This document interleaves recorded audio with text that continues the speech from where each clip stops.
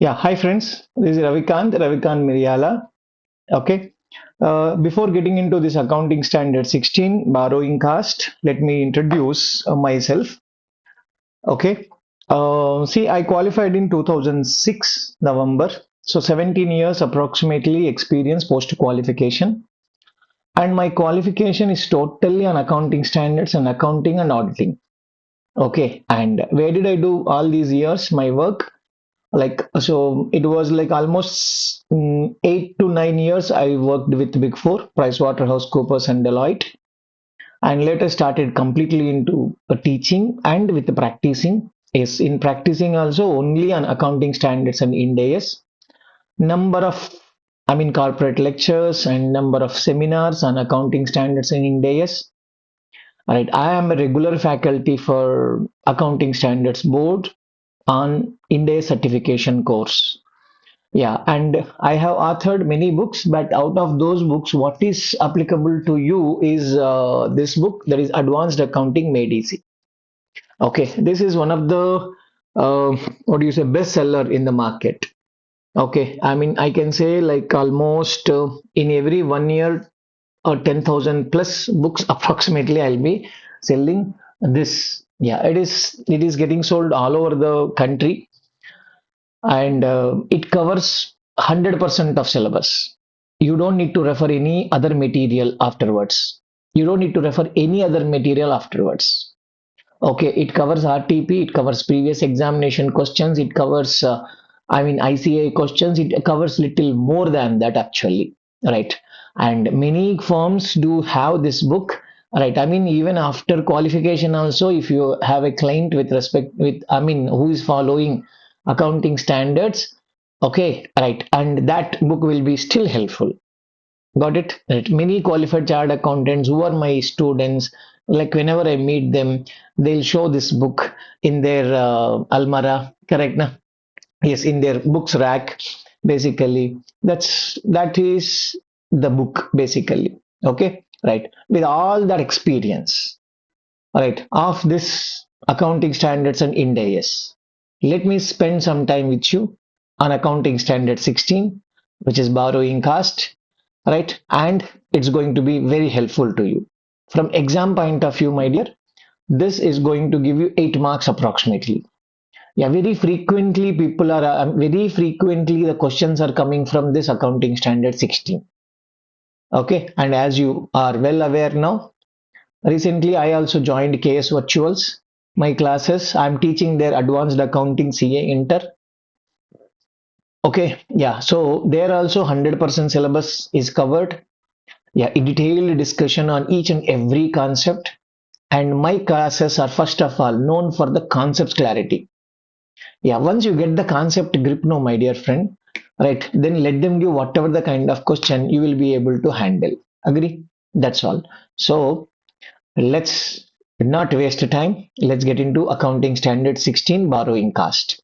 Okay, in this session, I would like to explain like from the exam point of view. Okay, but anyhow, I will be covering more or less complete standard. I will be covering, right, but more focus will be on the sums. More focus will be on the important, very, very, very important concepts, the critical points which are linked to accounting standard 16, where students can do some mistake, correct, now when reading the sum or while solving the sum, where can they go wrong? That let me emphasize, and so that this class will be helpful to you.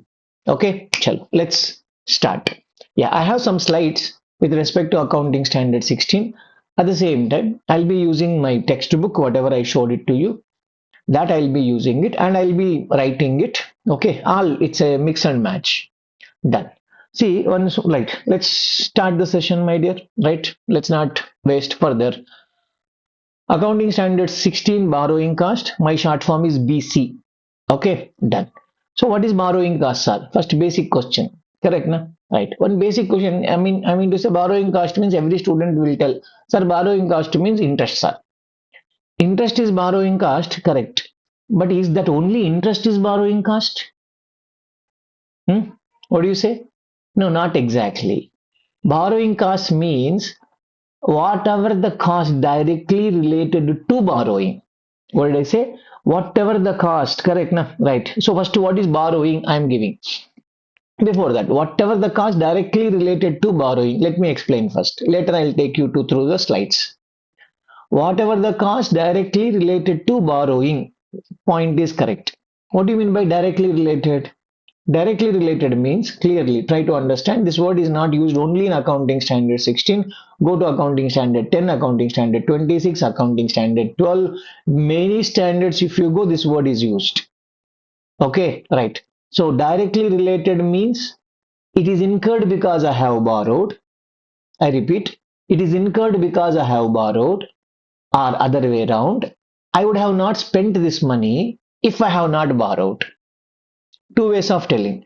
Straight. It is incurred because of borrowing. Right. The reverse way. What is the reverse way? I would have not incurred this. I would have not spent this if I had not borrowed it. Got it? Right. So under this circumstance, what all can come? Can you just imagine? Can you just imagine? Is it only interest cost? No, my dear. Borrowing. Borrowing means loan. Correct. Is it only loan? No. A debenture is a loan. Correct. Na public deposit is a loan. Correct. Na. So loans, different names are there.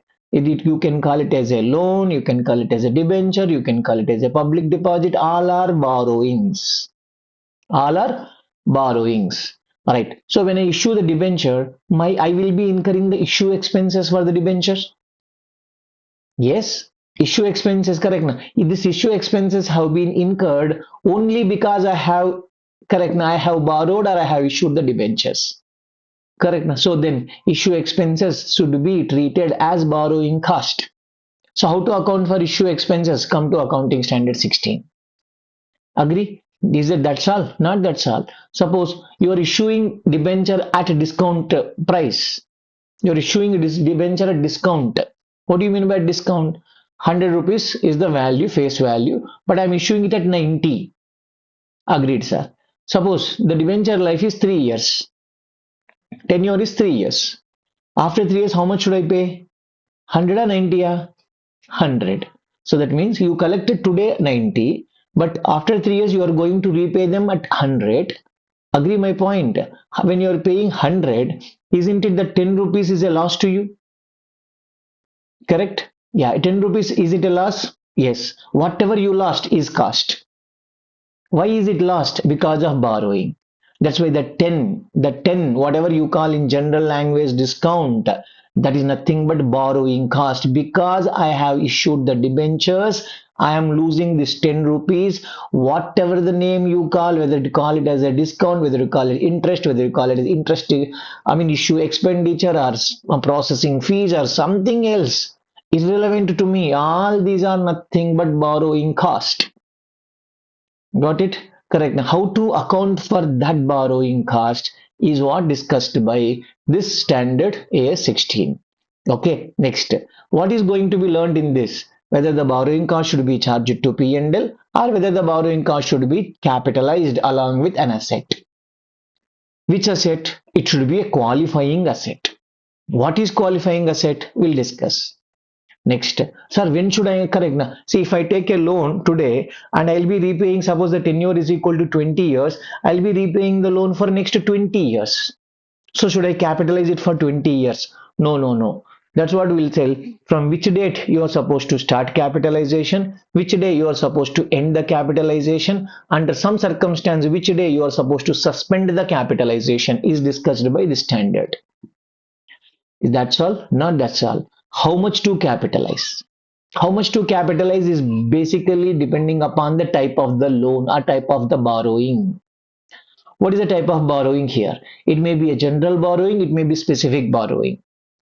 Correct? Yeah, we'll understand that point, all these points basically line by line and in detail so that you will get 100% clarity on this. Chalo, right. So what do you mean by borrowing? Yeah, so one, two slides I'll take you through. Then I need to use the text and I need to write something. Yes, let's go ahead like that. So what is borrowing? Borrowing means loan. Borrowing means bonds or debentures. Correct na public deposits, anything you can call. Correct na cost. Cost means what? Cost directly related to borrowing. Correct. Cost directly related to borrowing. I have incurred the cost because I have borrowed, or other way around. If I have, correct, now, what does it mean? I have incurred only because of the borrowing. Correct. Now, other way of selling is what, my dear? If I had not borrowed, I would have not incurred this cost. Correct. The second line will give you more grip, isn't it? Yes, second line actually gives you more grip. Correct. But again, here, the standard will enter into the picture only when you incur the borrowing cost. Incur in the sense, it's not like you have paid. It is either paid or payable. I am responsible. Incurred. It is applicable only for the incurred borrowing cost. Why are you telling so emphasize? Correct. Now, why are you emphasizing on this word? Why are you emphasizing? There is everything is there only. Okay. If it is a notional cost, sorry, it is a cost but notional cost. Sorry, man, the standard is not applicable to you. Okay, sir, it is opportunity cost. Okay, no, it is not applicable to you. Correct. Now, some one more new word. Correct. Now, what are the two words you heard? Notional cost, opportunity cost, imputed cost. That is also same meaning. Imputed cost, that is nothing but notional cost. Sorry, my dear, deemed cost. See, 3 4 words came now. So sorry, for opportunity cost, deemed cost, imputed cost. Correct na? I mean, all these costs are not going to be discussed by. Got my point? You cannot say like this. What is this notional cost and all? What is this notional cost in a sense? See, right now I have kept my own money. Okay, I kept my own money. Agreed. With this money, I am constructing the building. Okay. You cannot say that if I had borrowed this money, I would have incurred 10 crore rupees of borrowing cost. So that's why let me capitalize this 10 crore notional cost. Sorry. Such kind of accounting doesn't exist. Internationally also, nationally also. No, it won't exist like that. Got it? It should be incurred. You are either paid already or you are payable the borrowing cost. Then only it comes into this one. Right. Now, one small question comes to the mind. Sir, my company has a preference share capital in the balance sheet. Correct. Do you pay some? Correct. Na? Preference share capital is there. Yeah. So what is the preference share capital? Say 10% is preference share capital. Okay. How much is the money? Sir, let us say 100 crores is the money. Are you supposed to pay preference dividend? Yes, I will pay preference dividend. I will pay preference dividend. We are into profits, sir, no problem. 100 crores into, correct na? 100 crores into 10% is equal to how much, my dear? 10 crore rupees per annum I am paying. Sir, can I treat this 10 crore rupees? Is it a borrowing cost? Question mark. Can I call this as a borrowing cost? What do you say, guys? No, my dear, it is not borrowing cost. Why? Why means first question. Borrowing is nothing but a liability. Correct. Na? Yeah. See, as I told you earlier also, and as I mean, maybe here. So, as I discussed, obviously, what is the balance sheet? Balance sheet is divided into how many parts? Balance sheet is divided into how many parts? Yes, balance sheet is divided into three parts basically, not two parts. Sir, you wrote two. No, it's not two. It is into three parts. What are the three parts? This part is called assets. This part is called liabilities. Yeah, this part is called equity. Equity. What is equity, sir? Yeah, equity. Equity is nothing but owner's fund. Equity is nothing but owner's fund. What is liability? Liability in the sense you have an obligation to pay. You have an obligation. You have an obligation to pay. Is it a choice, sir? No choice. Mandatory obligation. It is mandatory. Okay, right. So now question. Question. If I take a loan, correct, at least as per the IGAP. IGAP in the sense Indian gap. Indian gap. Sir, what is Indian gap? Nothing but accounting standards, nothing else. If you are following accounting standards, we'll say this IGAP. Okay. As per IGAP, if you take a loan, loan is a liability. Correct now. Sir, what about preference share capital? Correct now. What about the preference share capital? Preference share capital, do you classify it as equity or do you classify it as a liability? Correct now. Question mark. Do you classify it as a equity or do you classify it as a liability? Tell me, what do you do? How do you classify this? Huh? It is correctly speaking liability. Okay, correctly speaking liability. How you say liabilities are? Array, in the country, correct na, preference share capital. What is the maximum period of preference share capital, my dear? Preference share capital maximum period is equal to 20 years. Okay, correct. That's all. Now, is there any irredeemable preference share capital? No. In the country, in India, at least it is not there. We'll talk about the Indian gap, so we have to stick to our Indian law only. Agree, na? Convertible preference share capital can be there, but it cannot be a irredeemable preference share capital, not possible. So maximum in 20 years, are you supposed to repay? Yes, you are supposed to repay. Within 20 years, you are supposed to repay. So that means, do you have an obligation to pay them back? Yes, I have an obligation. Correctly. That's why I say always that is the correctly speaking. Correct, na? Correctly, if you present it, it is a liability. But as per our schedule 3, correct, na? Division 1, got it? Right. As per the law, preference share capital should be presented under the share capital heading. Under the share capital, correct, now we will write equity share capital, then we'll write preference share capital. Right. And as you very well aware, accounting standard cannot override the law. It cannot override. It cannot override the law. Agree, my dear? Yes. When it cannot override the law. When it cannot override the law. What should I do? I have to follow the law. What law says? Law is classifying as equity. So even though it is not a correct classification, still you should go by equity only. Okay, because law says. So when I say it is not a borrowing only, correct. Now when I say equity means it is a owner's fund. It is not a borrowing. Borrowing means a liability. When the preference share capital, correct. Now preference share capital is falling under equity head, not under the liability head. That means it is not a borrowing. When it is not a borrowing, then how preference dividend can be a borrowing cost? Got it? That's all. So it cannot be a borrowing cost, my dear. That is what the answer. Preference dividend cannot be treated as a borrowing cost. Understood? Right. Perfect.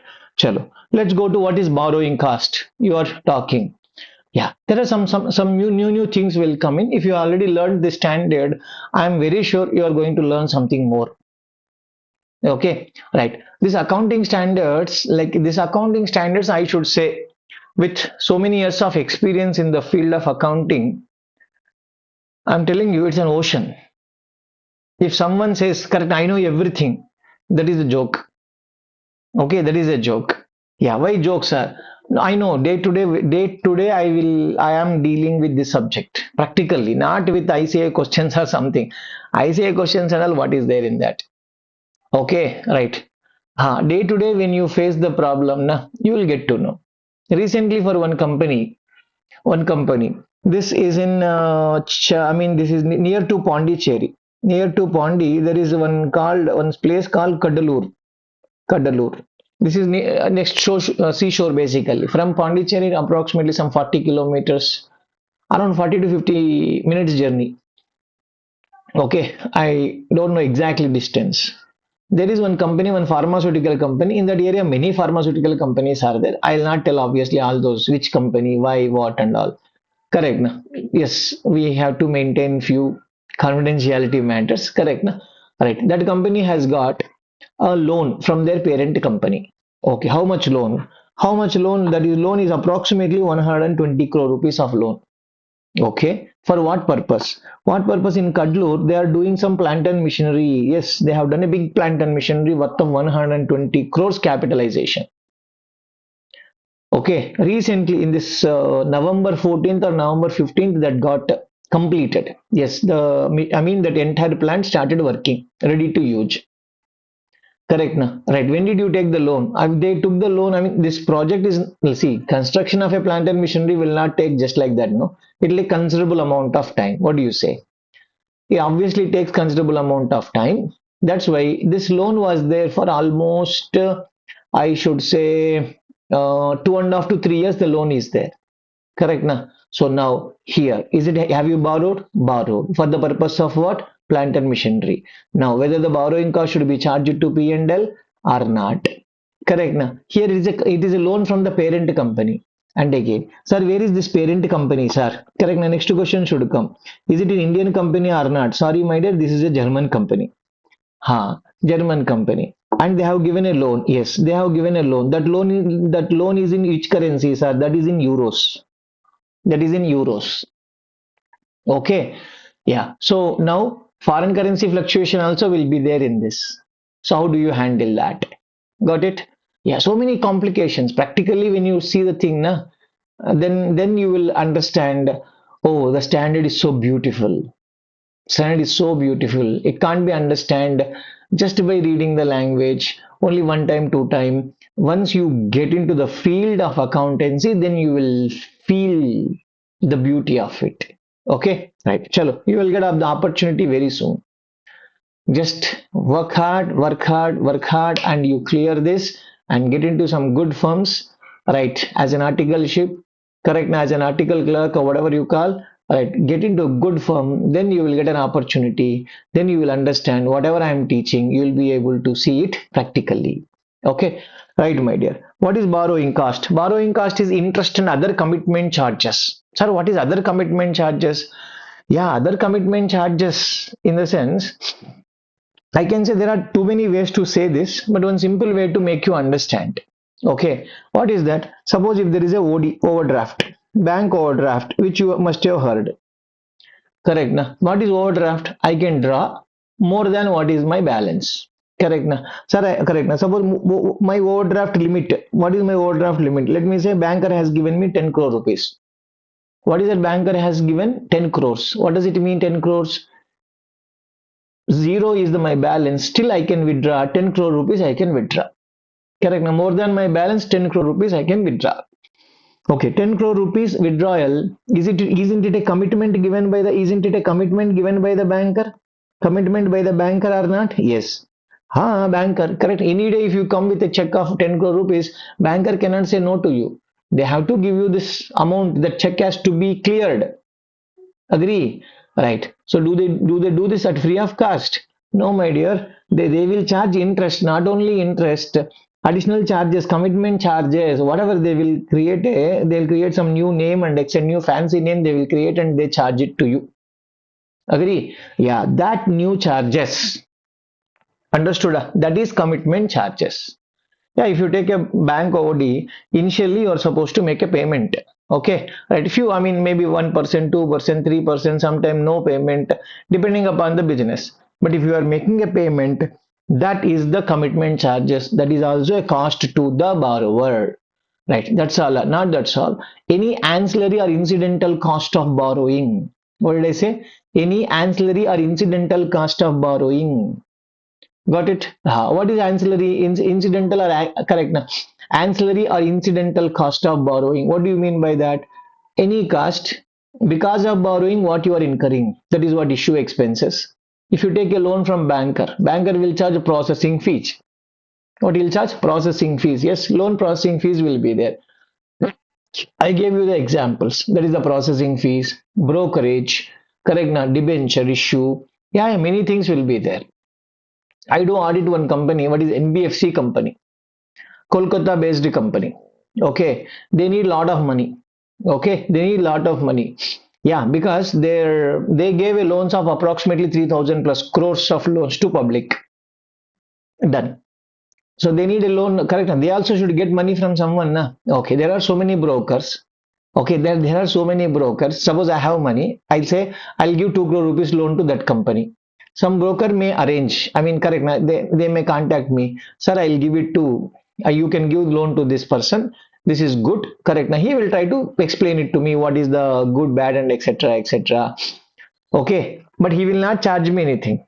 But I am giving a loan to that Kolkata company. That Kolkata company will pay some 1%, 2% of the brokerage of the loan amount. So 2 crore rupees, if I am giving a loan to him, 2 into 2%, 4 lakh rupees will be given as a brokerage to that guy, the middleman. Correct. Now, why that Kolkata company is paying? Because it is borrowed. It has borrowed it. Correct. Now, so since it has borrowed the same thing, then obviously you are supposed to. Correct. Now, Obviously you are supposed to, right? Yeah, 1 second, sorry. Obviously you are supposed to consider that also as a borrowing cost. That's why brokerage cost will be there, debenture issue expenses, whatever the name you call, it is all directly linked to the borrowings. Clear? Done. That's all, not that's all. Discount on issue of debenture, premium on redemption of debenture. What is the discount on debenture? I already explained you. What is the face value of debenture? 100. Sir, but I have issued it at what price, sir? I issued at 80 rupees. Correct now. But how much I should repay at the end of the period? I am supposed to repay it at the end of the period 100 rupees. Say. Correct na. So that discount issue, that whatever, correct na, how much are you supposed to repay? How much are you supposed to repay, my dear? 100 rupees I should repay. Correct na. 80 collection, 100 repayment. This 20 is called, yes, in our accounting language, discount on issue of debenture, correct? But isn't it a borrowing cost in reality, in originality, considering the substance over form? Yes, exactly. Discount on issue is a borrowing cost. Discount on issue is a borrowing cost. Not only that, my dear. What about the premium on redemption, sir? Correct. Now, what is the premium on redemption? How does it happen? Suppose, sir, my issue price is equal to 100. Okay, clear. Issue price is equal to 100. But my redemption value, RV, is equal to, say, 125. So, this is what I have collected. This is what we have collected. This is what you are going to repayment. Correct. Now you are going to make a repayment of 125. That isn't it, the 25 rupees is a loss. Yes, whatever you lost is nothing but cost. Why you lost? Because of borrowing. That's why this is a borrowing cost. Agree? That's why. That is a borrowing cost. Yep. Next point. Finance charges in the finance lease. This is linked to accounting standard 19. Okay, finance lease, operating lease, such kind of words you will not understand it here. So this you can refer it accounting standard 19 mein we are going to refer it. Okay, next, that is interest element in the hire purchase, etc. Yes. So now what is this point made? A foreign exchange difference on foreign currency borrowing to the extent it is regarded as borrowing cost. This was asked 2 times, my dear. Same point related, 4 marks or 5 marks question. 5 marks question they have asked. Okay, read the question. I will explain it to you right away. Very, very, very important. Very, very, very crucial from exam point of view. Same thing what we have applied. I told you no, they have company has borrowed it in euro. Yes, it has been applied for last 1 2 years. We are capitalizing the expenditure based on that. Okay, right. So what is it, sir? Foreign exchange difference on foreign currency borrowing to the extent regarded as borrowing cost. Let me write it here. Okay, what is that, my dear? Foreign exchange difference. Foreign exchange difference on foreign currency, FC for foreign currency, on foreign currency borrowings to the extent regarded as borrowing cost. To the extent regarded as borrowing cost. Agree? Okay, so how do I correct now? How do I get into? Yes, see, very simple, my dear. Foreign exchange difference on the foreign currency borrowing. Yeah, for this accounting standard board has given an explanation. Okay, first, long ago matter, if I tell you, earlier there was a concept called standard on interpretation. Okay, yeah, accounting standards interpretations, ASI, was there in India. Now it is no more. That's why you don't need to be aware also, just information I am giving. Whatever the matter was there in the accounting standard interpretation, that they have copy pasted and kept it in the standard itself now. That's why you don't need to refer those interpretations. It was there, now it is not there. There is no such concept. Okay, done. To make, because it's not so easy. Correct now. Sir, foreign exchange difference on foreign currency borrowing to the extent regarded as borrowing cost. To the extent means question should come to what extent. Correct now. Immediately, to what extent that question has to come. Agree? Yeah. To what extent I should consider. Listen now. I'll explain it to you. Okay. Just a second.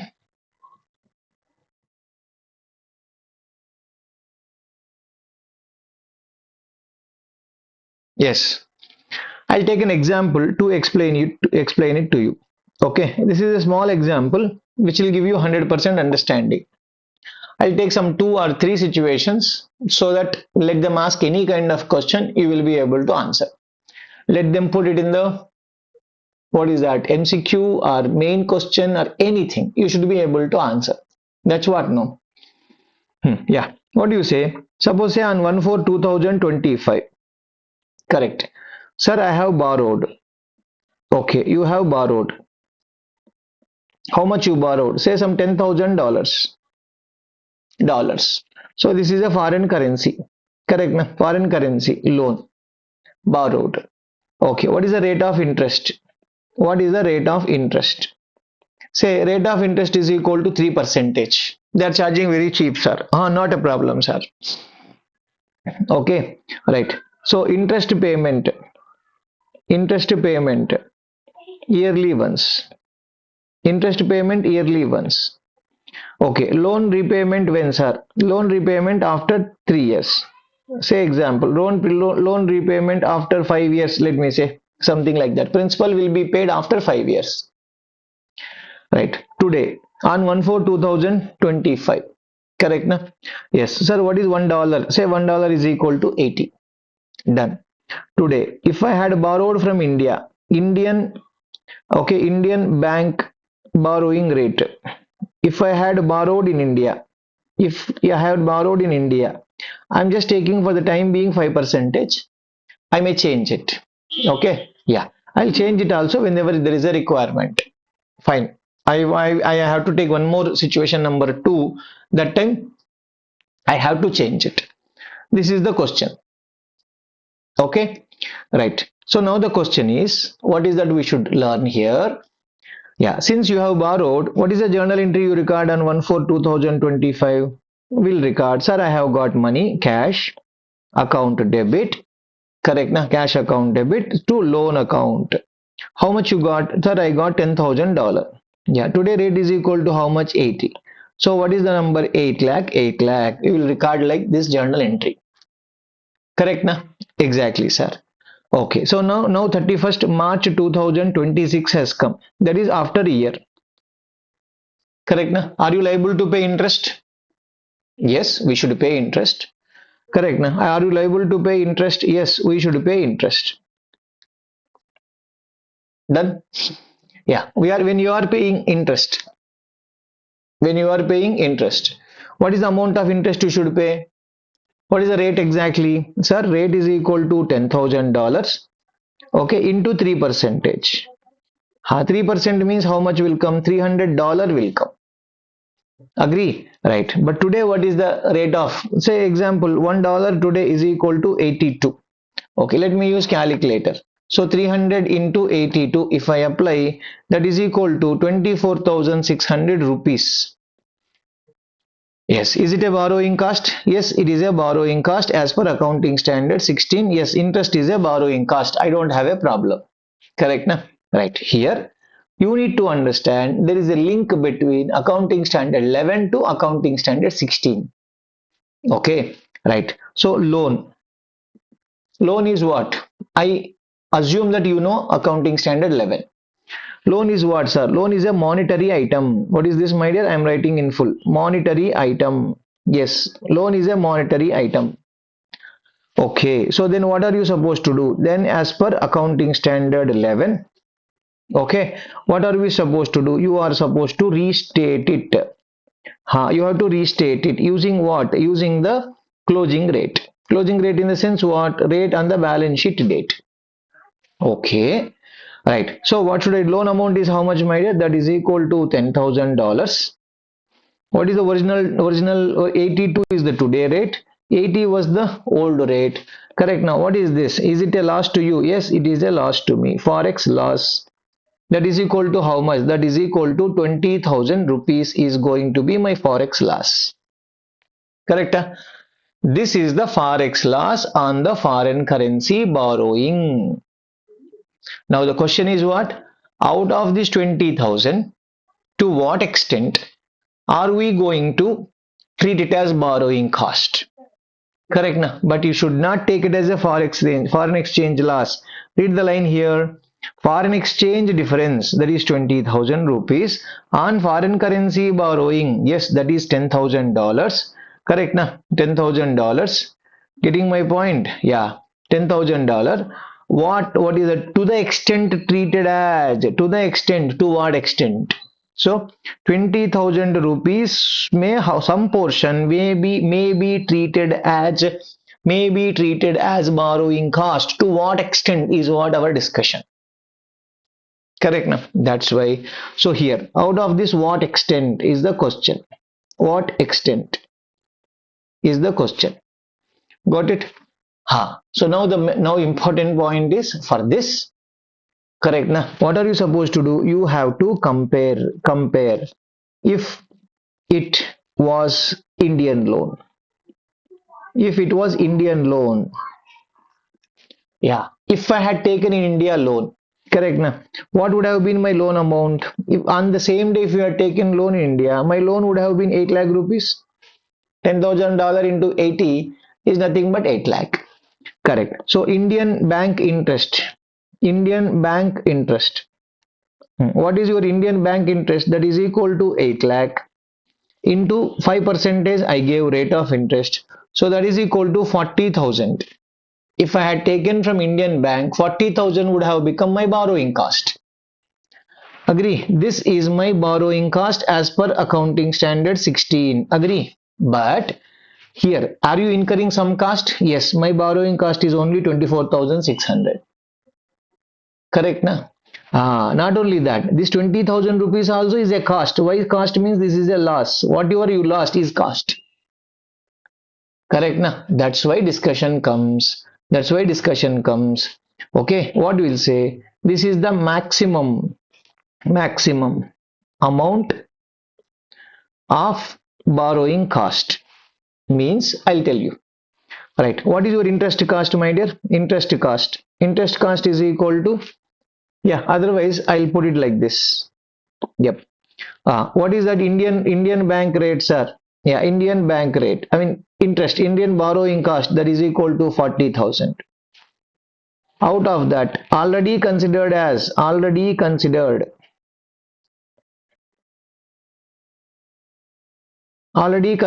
borrowing cost. How much you consider as borrowing cost? 24,600 you considered as borrowing cost. Correct na? So 24,600. Yeah. So how much is left? So that is 15,500. Correct na? What is your forex loss? What is your forex loss? Sir, forex loss is equal to 20,000. Out of 20,000, to the extent of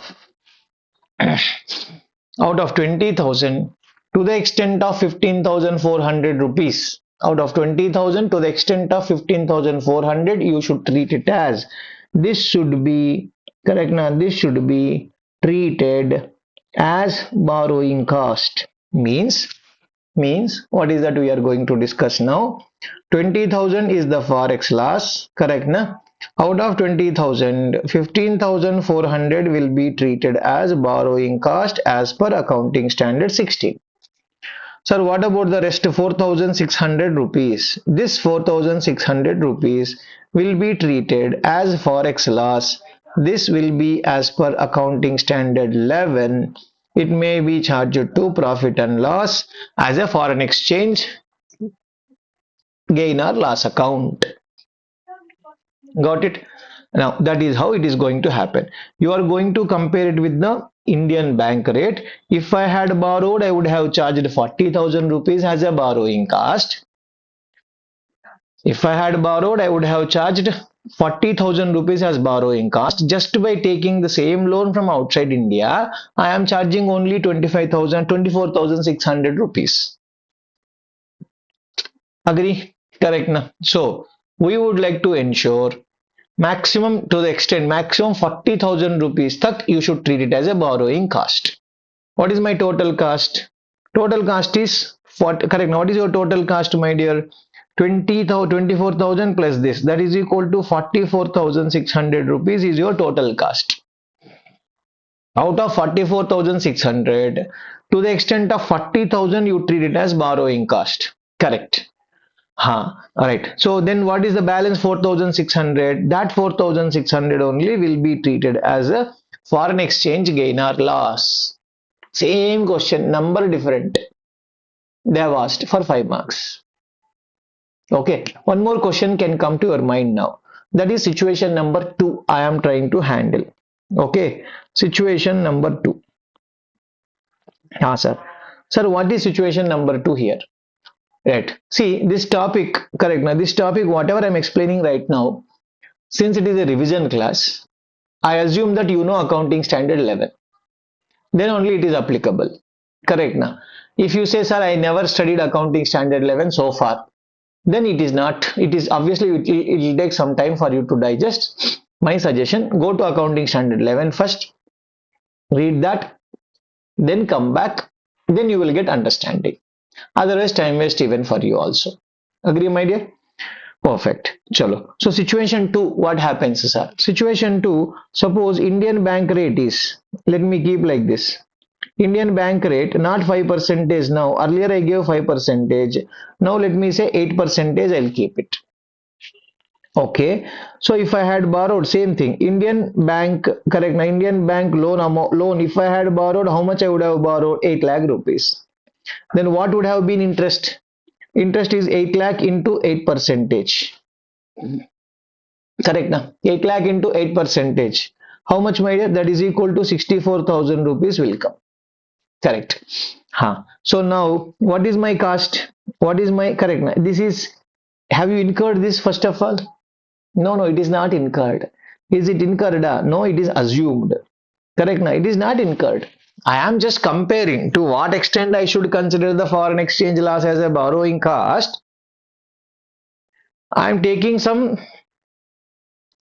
base.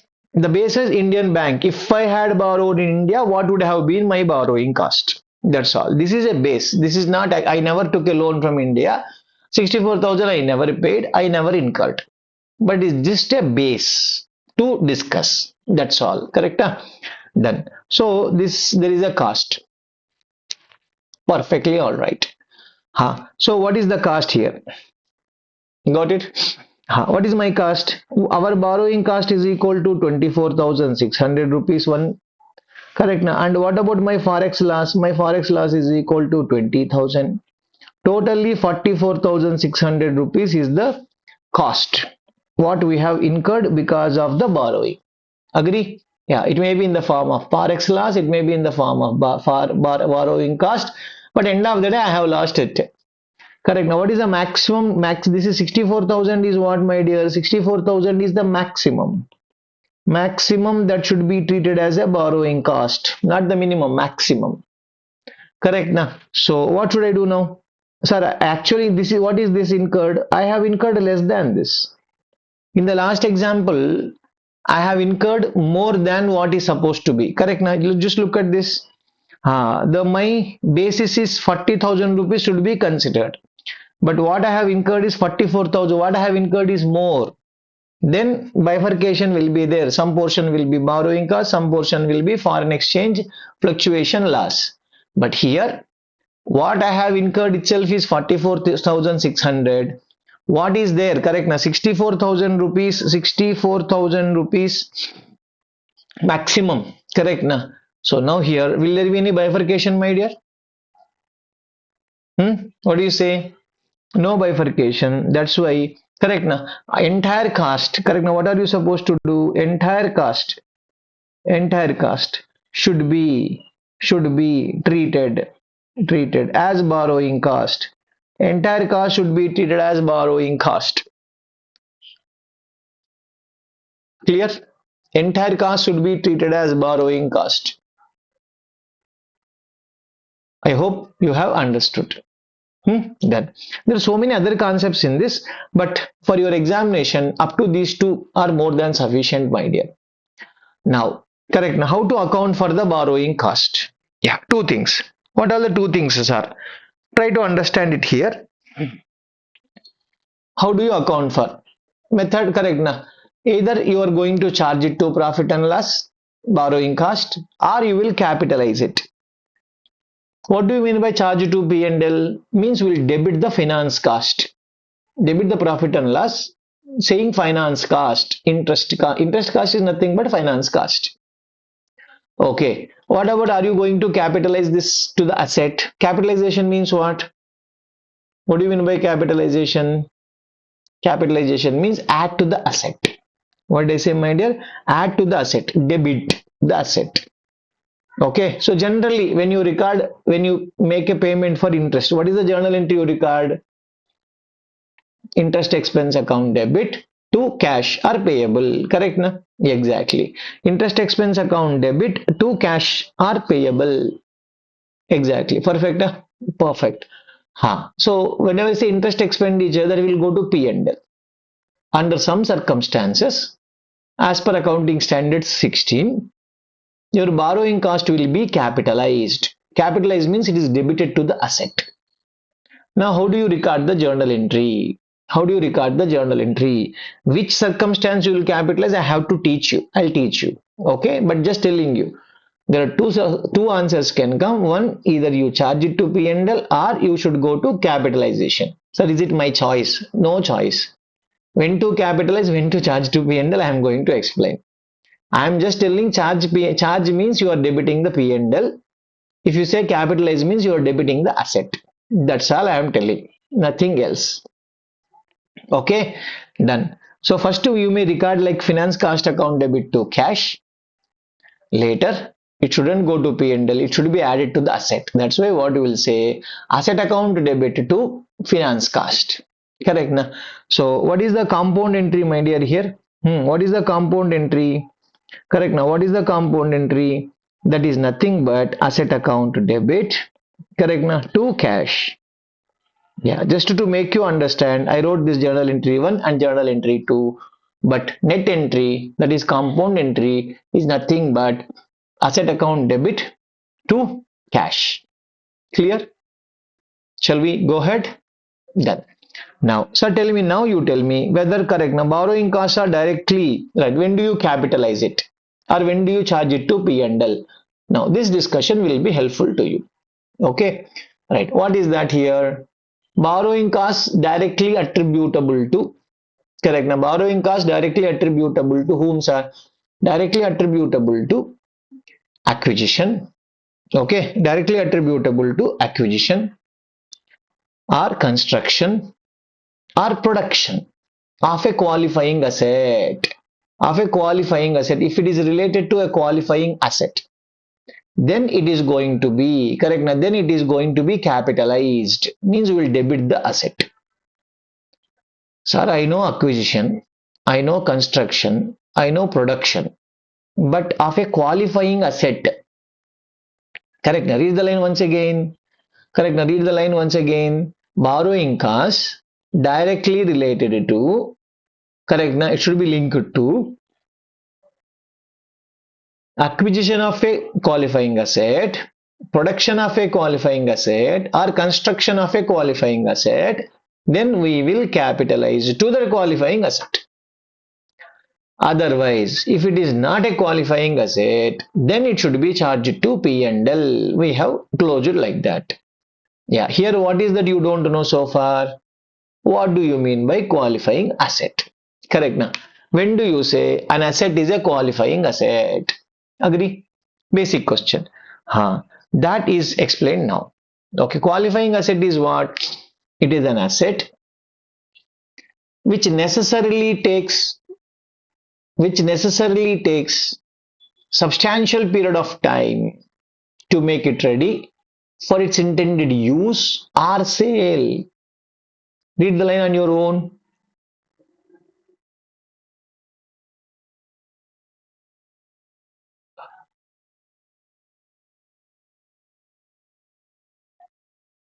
Yeah, have you read it? What it says, my dear, which necessarily takes substantial period of time to make it ready for its intended use or sale. That's their intended use or sale. Okay, substantial period of time. What do you mean by substantial period of time? Next question should come. We'll say that 12 months. Okay, standard only tells If it is taking 12 months of time to make it ready, if it takes 12 months of time to make it ready, or more than 12 months of time, yeah, about 12 months or less than 12 months, or let's talk about it little later. Okay, but first, which is necessarily takes means it is an asset which takes a huge time to make it ready for its intended use. What kind of asset you are going to use it, which takes a lot of time? That is nothing but a property, plant and equipment, intangible asset. Correct, na? Investment. This is used. Agree or not? Yes, property, plant and equipment. If you see accounting standard 10 definition, PP is a tangible asset which is held for producing goods or providing services or administration purpose or rental purpose where the useful life is greater than 12 months. Agree? Correct na? Why are you, where are you using that asset? I want to produce the goods from that. I want to provide the services. I wanted to give rentals or I wanted to do administration job. Agree? Then it is this matter. Correct na? Used. Or no, it can be held for sale. Intended for sale. When I say intended for sale, isn't it an inventory? It can be inventory as well. Means what is that your point I'm trying to explain here? A qualifying asset can be correct. Na? A qualifying asset can be a property, plant and equipment, can be a intangible, can be an investment. At the same time, a property, plant and equipment can be an inventory. Tell me an inventory which take 12 months to sell, which takes 12 months to sell. There are so many yaar. Correct na? Example क्या बोल सकता है? Ship. Yeah, I am making a ship. Ship making will take years together to make it ready for sale. Correct na? I will say some apartment flat. Yeah, I am a seller of apartments. Correct na? One flat. I'm constructing 400 flats here. Yeah, you come, I'll sell one flat to you. Will it take substantial period of time? Yes. It is not necessarily that only PPE, intangible asset. Intangible asset, what intangible assets are? Yes, can't I say research and development? Intangible, yes. Which take a lot of time to make it ready. Agree? Now come to the matter. Substantial period of time. What is substantial period of time here? What we say substantial period of time means generally, the word you carefully read it. Generally is the word. Generally, if it is taking 12 months or more, then it is called substantial period of time. Okay, it can be less than 12 months if it is justified. It takes less than 12 months justification. Practically, what do we do? Even if it takes like between 9 months to 12 months, then I'll go with it is a substantial period of time. That is my professional judgment. If someone says, sir, I will take 2 months, that is my professional judgment, then I'll call first, you are not professional only first. Correct. Now, 12 months they told you cut one only directly. That is not correct. No. Correct. Now, 12 months I am reducing by 25%, which is coming to 9 to 12, which is there. Many firms do take like that. But if you say directly 2 months is substantial period, no, it is illogical. It is illogical. I hope you understood, my dear. Done. Okay. Now, if you have read this correctly, try to answer it. Okay. Tell me, can you call a car as a qualifying asset? If you have understood the subject, can a car be a qualifying asset? Because they'll try to put such kind of sentences only minded to confuse you. Understood? So be clear on that. Can a car be qualifying? No, it cannot be. Why no, sir? Why no means car will not correct. Now, see the point is what? To produce the car. Car can be correct. Now, one day 10 cars can be made by Toyota. That's all. One day sufficient. One day में 10 cars, not one car. That means few are sufficient to fit all the items of the car. Then how can you say that? Got my point? It won't work out. So it is not car. Car is ready to use. It is not. It will not take substantial period of time to make it ready for its use or sale. Next, land I purchased, sir. Is it a qualifying asset? Hmm? No, it is not. Why? Buying a land, why will it take so much of time? Correct, na? You buy, pay the money and you buy it. Correct, na? Right. That won't take too much of time. 1 year to purchase, it will not take. Maybe to make it intended for use also, na? Maybe something is there, you make it flat and you can, that maybe like 2 months, 3 months is sufficient to make it flat and start using the land. It's a land basically. Generally, it won't take. Okay, done. Next, construction of a plant and machinery. Tell me, my dear, what do you say now? Hmm? What do you say? Yes, it is a qualifying asset. Agree? It is a qualifying asset. Why? Plant and machinery, I told, it will not happen in 2 months or 3 months. It will take 2 years or 3 years. Agree? Yes. Construction of a ship, shipbuilding, qualifying asset. Correct, na? Exactly. Now try few more. Aircraft. We are making an aircraft, not buying an aircraft. We are making an aircraft to sell it. It may take, I don't know, generally like some aircrafts will take huge amount of time. Some aircrafts will take less, some 5, 6 months, it will be completed. So that's why, my dear, it can, I'm just closing like this. But in exam, they will not keep you like this. They will tell the time approximately. Okay, na? Right. I am buying this furniture. What are the furniture? Some table, bench, and other sofa set, and etc. etc. Tell me, is it a qualifying asset? It can never be. Correct. Now you can just go to market if you have money. Na? Right now, so many shops are there. Just pay them ready-made things. You can get it. Sir, I'm making one. I'm purchasing a machine. Be careful. You word used purchased. You are not making. Making also doesn't take too much time unless until he mentions something specifically. Got it? Yes. So making a machine, I'll not say. Okay. Right. Unless until he gives a clear picture, making machine also, if he says that is a huge machine which takes like 12 months and above, then it is a qualifying asset. We are constructing some national highway. We are laying a road. National highway. Tell me, my dear, what do you say? It is a qualifying asset. Agree? Yeah. Next. Yeah, few more. I think this is the last one.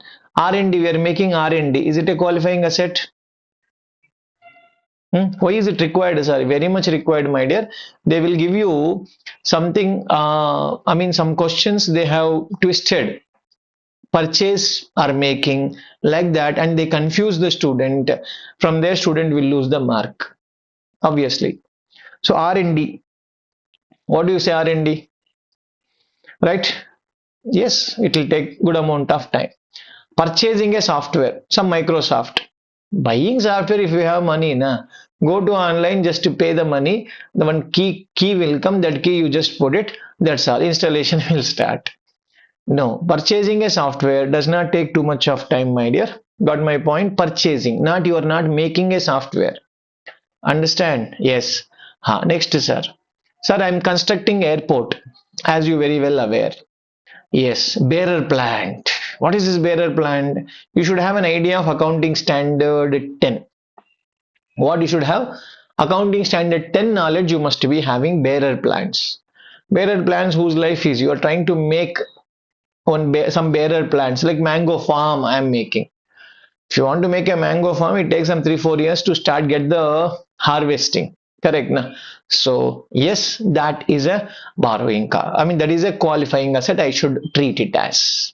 Okay, it's linked, my dear. When I teach accounting standard 10, I will link this accounting standard 16 borrowing cost over there. It's relevant.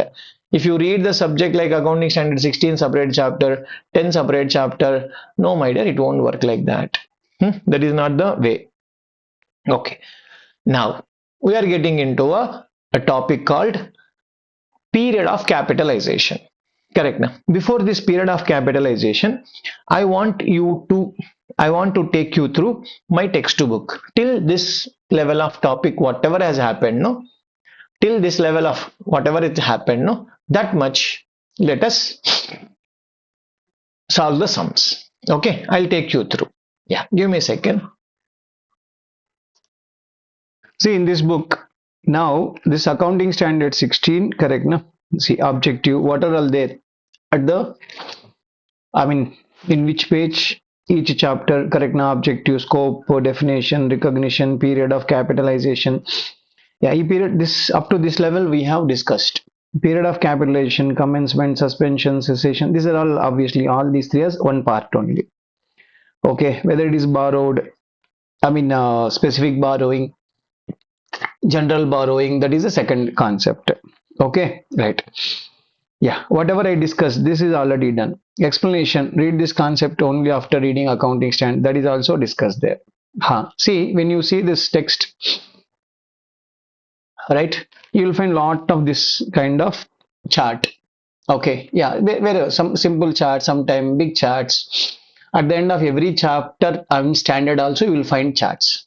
Okay, right. So one basic question should come: where do I get this book? Correct, na? Where do I get this book? You can get it from Amazon, Flipkart, and many other websites.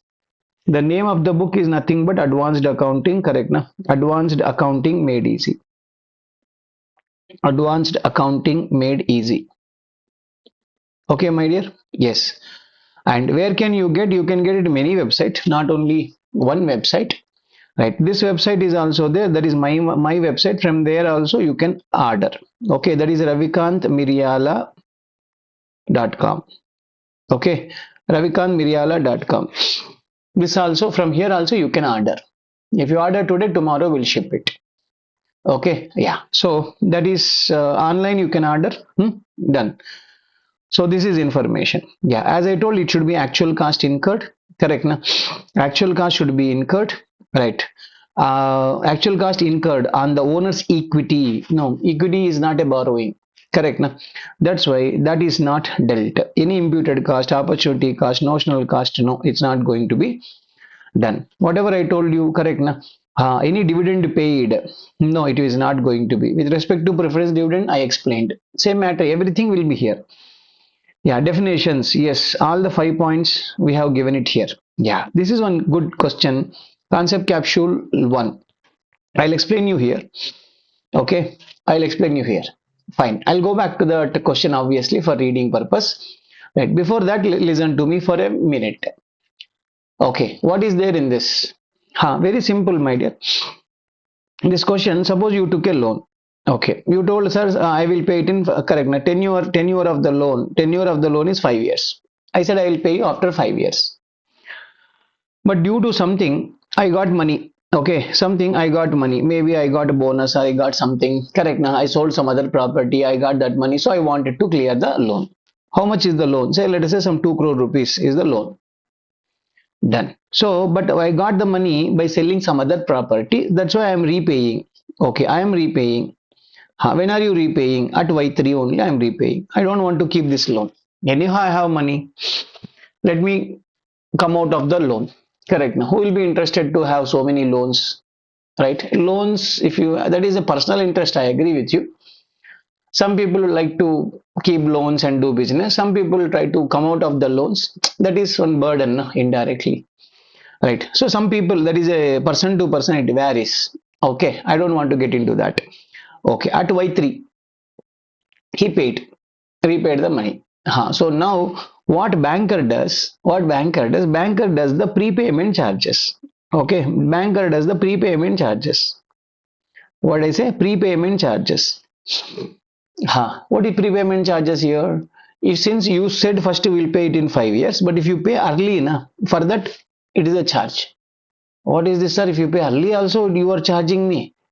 Correct, no? I'm not delaying, no, I'm paying you early. For that also you are charging. Yes, you will charge. And that is too much, unfair, right? It looks like unfair, but it is not unfair. Exactly. Here it is 2 crore rupees is not a big number, but practically what happens, these bankers will have their budget. What is their budget? Okay, see this month I am supposed to, I will collect. Okay, no, I will collect, say 100 crore rupees people will pay me. Okay, so then they will plan this 100 crore rupees. I should give it to somebody loan. Correct? Banker job is what?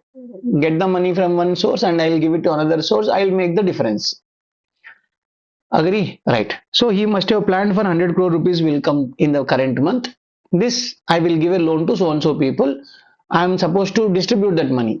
If I keep it with you, it's a loss to me. I'll distribute it to the people. I will give it off. Clear? Done. But suddenly, without plan, correct? Now, this is say instead of 2 crore, I will keep it as 200 crores. Suddenly, if I get 200 crore rupees of excess money, correct? Now, do I need to find another another borrower or not? Right? I need to find another borrower. Na? Another borrower may come, may not come. He may come, but after 2 months or correct? It may take at least say 1 month. It will take time. So this 1 month time, have I lost interest or not? You told you will pay 5 years. That's why I planned like money will come after 5 years. So once it receives that, that is planned properly. Suddenly you come and give, then what should I do with this? Correct. It's a loss to me. That's why the prepayment charges, they will charge it. Got it? Now the question, whether the prepayment charged by the banker, borrowed by me, is it a borrowing cost? Is the question. Question is that. Can I call prepayment charges also borrowing cost? Interest is a borrowing cost, but prepayment charges which are paid at Y3, is it a borrowing cost? What do you say? Like this question can come in the MCQ. Correct, na? They simply say prepayment charges are considered as borrowing cost. Yes, no, depends, any one of, none. Correct, na? Something they will write. What is your answer? That's why you should read the standard very, very, very carefully. See the sentences, my dear. Right? Any amortization of ancillary cost incurred for the arrangement of the borrowing. What is this? Incurred for arrangement of borrowing. It is if you have incurred something to get the loan, not to repay. Correct. Now, what about this? This prepayment charges is to settle the loan. It is to settle the loan. It is not for arrangement. Correct. Now, it is not for arrangement. Agree? It is to clear the loan, not for the arrangement of loan. That is one. Next, this prepayment charges, is this avoidable or not, my dear? Is it mandatorily you have to pay? It is avoidable. Who asked you to pay early?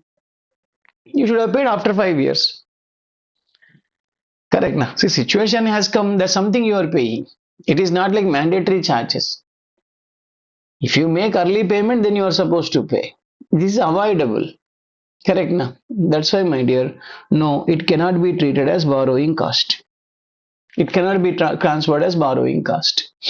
Other loan charges, something like that. Other prepayment charges, करके some operating expense. You are supposed to book it under operating expenditure. You have to book it under operating expenses, my dear.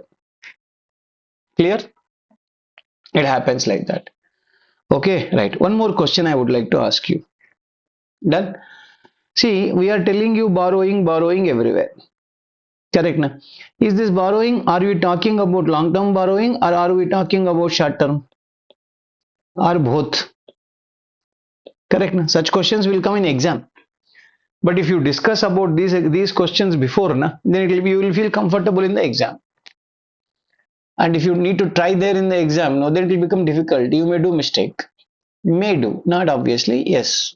What do you say? It talks about both. Yeah. Why means there is one more question given in the concept capsule. Okay. Yeah. What about the bank overdraft?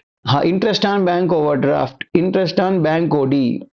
Yes, interest on bank OD is what? Bank OD is a short-term loan. Is it a borrowing cost? Yes, it is a borrowing cost. Borrowing cost is not just only on the long-term borrowings. It is applicable even for the short-term borrowings. You need to keep this in mind. Clear? Done, my dear. So now, correct, na? I hope you have understood that matter. Yes. See, read this question. You will get to know. You can pause the video and you can have a look at it. It is explained in very simple terms. I kept this word, this paragraph long ago. I mean, long ago, I had inserted this question. Afterward, there is expert advisory committee opinion on the same matter. Expert advisory committee opinion of ICAI. They said the same answer they gave. They came. Obviously, they have to give same answer because standard language is like that. Okay, right. So, my dear, Yes, this is recognition. See, I already explained. Borrowing cost directly related to acquisition, construction, production of a qualifying asset. That should capitalize. If it is not a qualifying asset, you should charge it off. Agree? Perfect. So borrowing costs can be capitalized only when there is a probable future economy. These two are what? These two are asset recognition conditions, which I teach on the day one class. Okay, right. Day one class mein what is asset, what is liability, when should I take the asset into books of account, when I should not take it, all that are discussed. Okay, what is a qualifying asset? Yes, it is necessarily taking substantial period of time to make it ready for its use. Correct, na? Right. What do you mean by substantial? Generally, it is 12 months. It can be less than 12 months if there is a base. It is a professional judgment. Correct. Now, if it is intended for use, yes, I told you, na, property, plant and equipment, intangible assets, investments held for use. Held for sale means that can be inventory. Correct, na? Yes, exactly. Now look at the question concept capsule 2. Correct, na? I hope you understood how the textbook we are taking you through. Got it? Right. So that is this textbook. That's why I told now this textbook is self-study material. Self-study material. That's it. If you study this, nothing else required. And every concept is discussed in detail. You don't need to refer any other material. I'm just telling you. Right. It's more than sufficient. I'm sure you will be able to attempt 90 plus marks in the exam. 90 plus marks. Nobody can tell 100 exactly you will attempt. I also don't want to tell like that. Correct, na? Some bouncers will be there that you have to expect. Huh. Raji Limited purchased a car. A company borrowed, correct, na? Borrowed funds say they have purchased. Can the company capitalize the interest paid on such borrowing? First, car is should be first. If you can capitalize it when the asset is a qualifying asset. Agree? Is your car a qualifying asset? We already discussed, no? Car photo only first came. Correct. No, it is not a qualifying asset. That's why what are you supposed to do? No, my dear, you are supposed to charge it to profit and loss. Correct? Done. Next, same way. R. Big Limited borrowed 30 lakh rupees from the State Bank of India during 2021-22. Okay. Yeah, the borrowings are used to invest in the shares of a small listed company, a subsidiary of a big company. Look, a big company, what is it doing? Big company investing in the shares of the small company. Investing in a share, is it a qualifying asset? Qualifying asset means what? Correct. Now, if it is asked for 4 marks or 3 marks, you should be remembering the definition of a qualifying asset. Then only you will be able to substantiate your answer with the help of the definition. Agree? Yeah. What do you say? What is a qualifying asset? Qualifying asset is an asset which necessarily takes substantial period of time to make it ready for its intended use or sale. In the given case, investment in the shares is not a qualifying asset because purchasing another company share does not take 12 months time. Since it is not a qualifying asset, whatever the borrowing cost incurred in this transaction should be charged to profit and loss statement. Like that, if you write it, my dear, more than sufficient. So exactly standard terminology required. Who told? Because I was a paper corrector for 5 years. My wife has also chartered accountant. The book is written by both of us, Ravikant Miryala and Sunitanjani Miryala. She also has done the same job for 7 years. Okay, we never got such kind of instruction from ICA. These are all just rumors created by some students who could not clear, or some masters who do not know. Simply they'll create something. Okay, don't trust them. It's all useless because I know I corrected paper means I know no in and out of it. Now I'm not correcting because I'm very busy. I don't have that much time, seriously speaking. But I did in the past. Okay, right. This is all bogus. Okay, right. Don't just believe on this. So that is what we have completed. Now we are getting into period of capitalization. Chalo, let's spend some time on period of capitalization. Yeah, period of capitalization. Yeah, I have given a beautiful here presentation that will help you to catch, absorb it very fast. Okay, what is that? See, this is the period. Okay, when have you taken loan? See, like this, if I go with this, just a second. So this is the date of loan. You took a loan on 1/4/2021. Okay. And date of repayment 10 years. So 21, first say 30, 31st March 2030. So 10 years is the period of loan. Correct na? Question. Now, what did you do with after taking the loan? We have construction, COST, construction started. Construction started on 1/10/2021. Okay, when did you start the construction? 1/10. So there is a gap of 6 months. Correct na? And construction completed also. Yes, I have completed the qualifying asset. So 30th 9/2023. So how much time you took? 22, 23, 2 years of time. So you have taken 2 years of time for construction. That means, is it a qualifying asset? Yes, it is a qualifying asset. Agree? Excellent. Correct na? So now, but you must have paid the interest from which date to which date? From the date of taken loan to till the date of repayment, you must be paying, keep on paying interest. Agree or not? Yes, interest is paid between this date to that date. Now, out of this amount of interest, which interest will be capitalized? Which interest will be charged to profit and loss statement? Agree? That is the discussion. From which date onwards interest should be capitalized? From which date onwards interest should be stopped? I mean, stop capitalization and it should be charged to profit and loss statement. Remember, my dear, simple, short, simple thing. Whatever the borrowing cost you have incurred only during the period of construction. What did I say? During the period of construction, that should be capitalized. Sir, construction started this, sir, but before also I have incurred some borrowing cost. Charge it to P&L. Sir, construction stopped, sir, but still I have incurred borrowing cost. Charge it to profit and loss statement. That you see now in the diagram. Okay, only the construction starting time to ending time. These two period time, whatever you have incurred, that should be capitalized. That's what I told. Capitalize the borrowing cost only which is incurred during the construction period. Clear? Right. Sir, but what about this? Before construction started, I must have paid interest. Yes, you must have paid, my dear. That should be charged to profit and loss statement. What about the interest which is incurred after construction? Correct. Now, my building ready. I started using the building also, but still loan is not paid. Loan is not paid means you must be paying interest. That also you are supposed to charge it to profit and loss. So clear? Whatever the period of construction, during this period of construction only you are supposed to capitalize. Once the asset, qualifying asset is ready, then no further capitalization, it should be charged to profit and loss statement. Clear? Done. Now start. Sir, starting, right here I'll give you totally starting date, ending date, in the middle pausing date. Pause, PAUSE, pause, you know. Pausing the capitalization. When do you pause? Subject to some conditions. Let me explain it to you. Guys, ready? Done. Chalo. So starting of the capitalization. Starting of the capitalization only when all the following conditions are satisfied, then we'll say which date are you supposed to start capitalization. Okay, right. Listen, I will give you some circumstances, some 2 3 examples also I'll give you. It will become clear. After the class, my concept is very simple here. After the class, you should say, correct now, I have clarity, not doubts. If you have doubts, anyhow, you can contact me. I'm here to answer you. Okay, right. Done.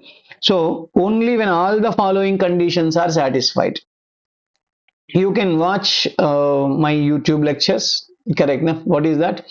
Ravikant Miryala. If you type in YouTube, my channel will come. Obviously, from there you can watch. Some of the things are there. I am with KS Academy. KS virtuals.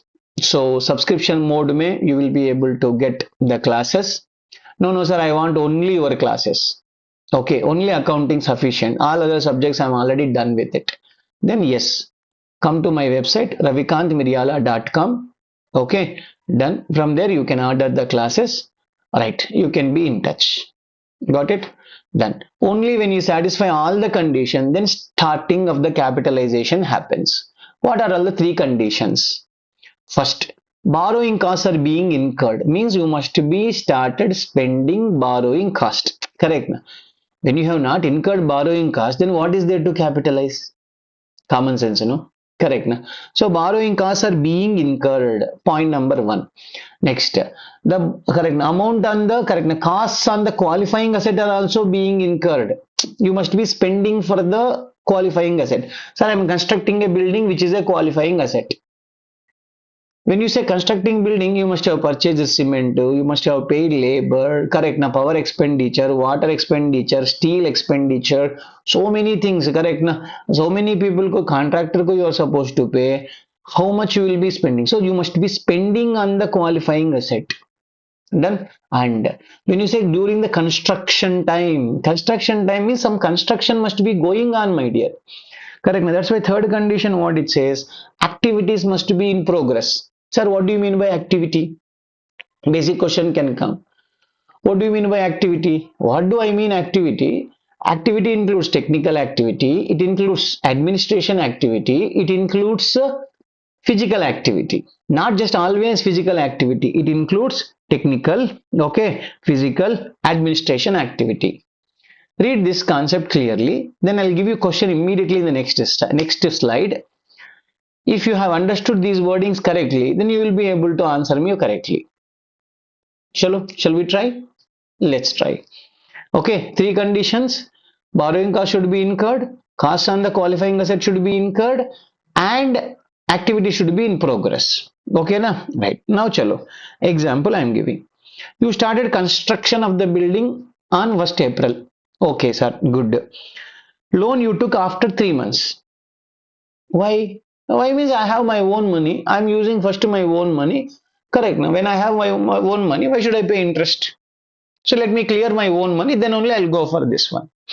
Nothing wrong. Correct. Now, 12% loan is there, sir. We took. Correct. Now, 1 lakh. 12% means per annum, 12,000 rupees will come. Per month, 1,000 rupees, which you know. Now, so first 3 months we used our own money. I already told. Total interest, how much you paid in the current year? Current year interest, how much? 12,000. No, no, no. 9,000 only. Why? Because you took the loan only on 30th June.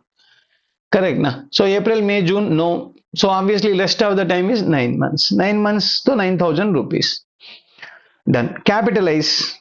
Shall I capitalize 9 months interest? Correct. Na? Correct. Now what should I do? Capitalize 9 months interest or what is that exactly?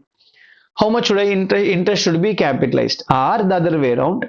When should I start capitalization in this question? Date, let's talk about. When should I start capitalization? Shall I start capitalization on 1st April or shall I start capitalization on 30th June? What do you say? 30th June. Why? On 30th June only all the three conditions satisfy. First condition, borrowing cost started incurred only from 30th, from the date of loan, not from 1st April. 1st April, see, you didn't take loan only. Correct, na? Huh. Second condition, are you spending money on the qualifying asset? Yeah, we started spending 1/4 only. The activities are in progress. He did not say there is a pause or something. So it is in progress, assumption. So all the three conditions satisfy on 30th June. That's why the interest incurred from 30th June till 31st March should be considered for capitalization. That's why 9,000, 9 months ka interest should capitalize it. Correct na? Sir, 3 months, first 3 months interest. There is no deemed cost. I told you in the beginning, first slide only I explained. No concept of deemed cost, opportunity cost, imputed cost, notional cost. These words I don't want. Right. What is the entry you record, sir? Directly finance cost account debit to cash, building account debit to finance cost, or directly building account debit to cash, which is going to be right 9,000 rupees. 9,000 rupees. Is this clear? Right. Let's go to example number 2. Little different one. You took a loan on 1st April, but you didn't start the construction. Okay, you started construction on 30th June. Ulta. There is 3 months delay. Agree? Exactly. So in this 3 month delay, why? Question should come. Correct, na? Yeah, by taking money, interest is happening. Why you have not done the construction? No, I should ask for reason first. Sir, why is that is coming? Sir, COVID lockdown, sir. Those days COVID was there. Correct, na? I mean, it's okay. Not, right now it is not relevant, but assume. There's COVID lockdown, so that's why 3 months I couldn't do anything, sir. Okay, when you started on 30th June, correct now. 12% loan, 1 lakh rupees. How much interest you must have paid in the current year? Tell me, is it 9,000 like earlier example, or is it 12,000? 12,000. Why? Because you took the loan from 1st April. Right. 12,000 rupees you must have taken. Out of 12,000, how much you will capitalize? Your capitalization period starts from 1st April or 30th June or some other data. Tell me, my dear. Tell me. What do you say? 1st April. Yeah. See, just check. 1st April, do you satisfy all three conditions? 1st April, have you started spending on qualifying asset? Yes, because I have taken a loan. Have you started spending on the qualifying asset? No, not started. So done, over. Next, 30th June. Have you started spending on the qualifying, loan? Yes, I already started. Are you started spending on the qualifying asset? Yes. His activities are in progress. Yes, he did not say no. Correct. That's why yes. So all the three conditions are satisfied on 30th June. So start from 30th June. 30th June say what? Capitalization. So first 3 months also I paid interest now. Yeah, that should be charged to profit and loss statement. Correct na? Yes, you have to start capitalization from 30th June.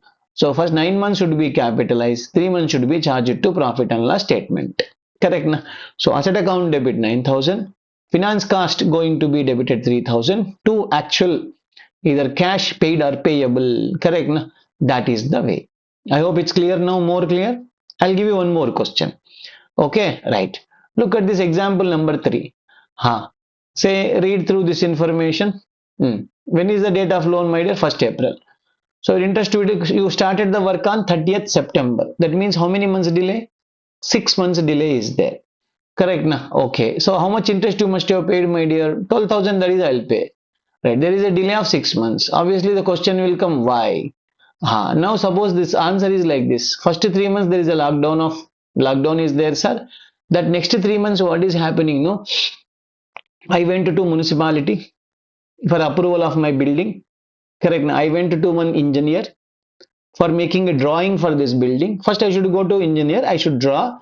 Correct. I should make the paperwork should be ready. That paperwork I should take it to the municipality. That municipality or corporation people will approve. Then I should start.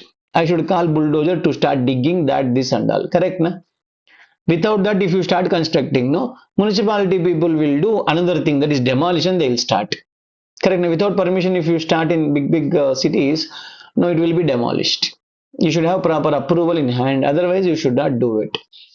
Now, this is what happening in the first 3 months lockdown. Next 3 months, this paperwork is going on. So that's why physically started work from 30th September. So physically we started work. Agreed. Now tell me, what should I do in this case? Correct. Now we should start capitalization from which date? Shall I start from 1st April, 30th June, 30th September, or 31st December? Why 31st December came? Correct. Examination they will give like that only. Why it came is God knows. You also don't select. That's all. No. What do you say? 30th June. Correct. Na? Why? 30th June say work is going on, sir. Interest is incurred. Started spending on the qualifying asset. What spending, sir? I am paying the engineer fees. I am paying to the, what is that? Municipality fees. Correct. Now it will be there, my dear. Nobody will do free of cost, isn't it? Yeah. So I am paying all those people. No? Right. So, okay. Whether activities are in progress? Yeah. Technical and administration activities are in progress. Agree? Yes, technical administration works are in progress. That's why you should capitalize from 30th June, right? First 3 months interest is supposed to be charged to profit and loss. Next 9 months interest is supposed to be transferred to, capitalize it. Yeah, here it is 9 months. Okay, right. That is a typing error. Anyhow, forget. Correct. Na? This is the concept. Asset account debit will be 9,000. P&L will be debited. That is finance cost is going to be debited by 3,000. To cash 12,000. Now I think you must have got the grip on the when to start capitalization. Agree? Perfect. Chalo. Sir, when do you suspend the capitalization? Right. Suspension of capitalization. Cessation, that is closure of capitalization, we will talk. That is next slide. Next slide it will happen. Suspension of capitalization, sir. Yeah.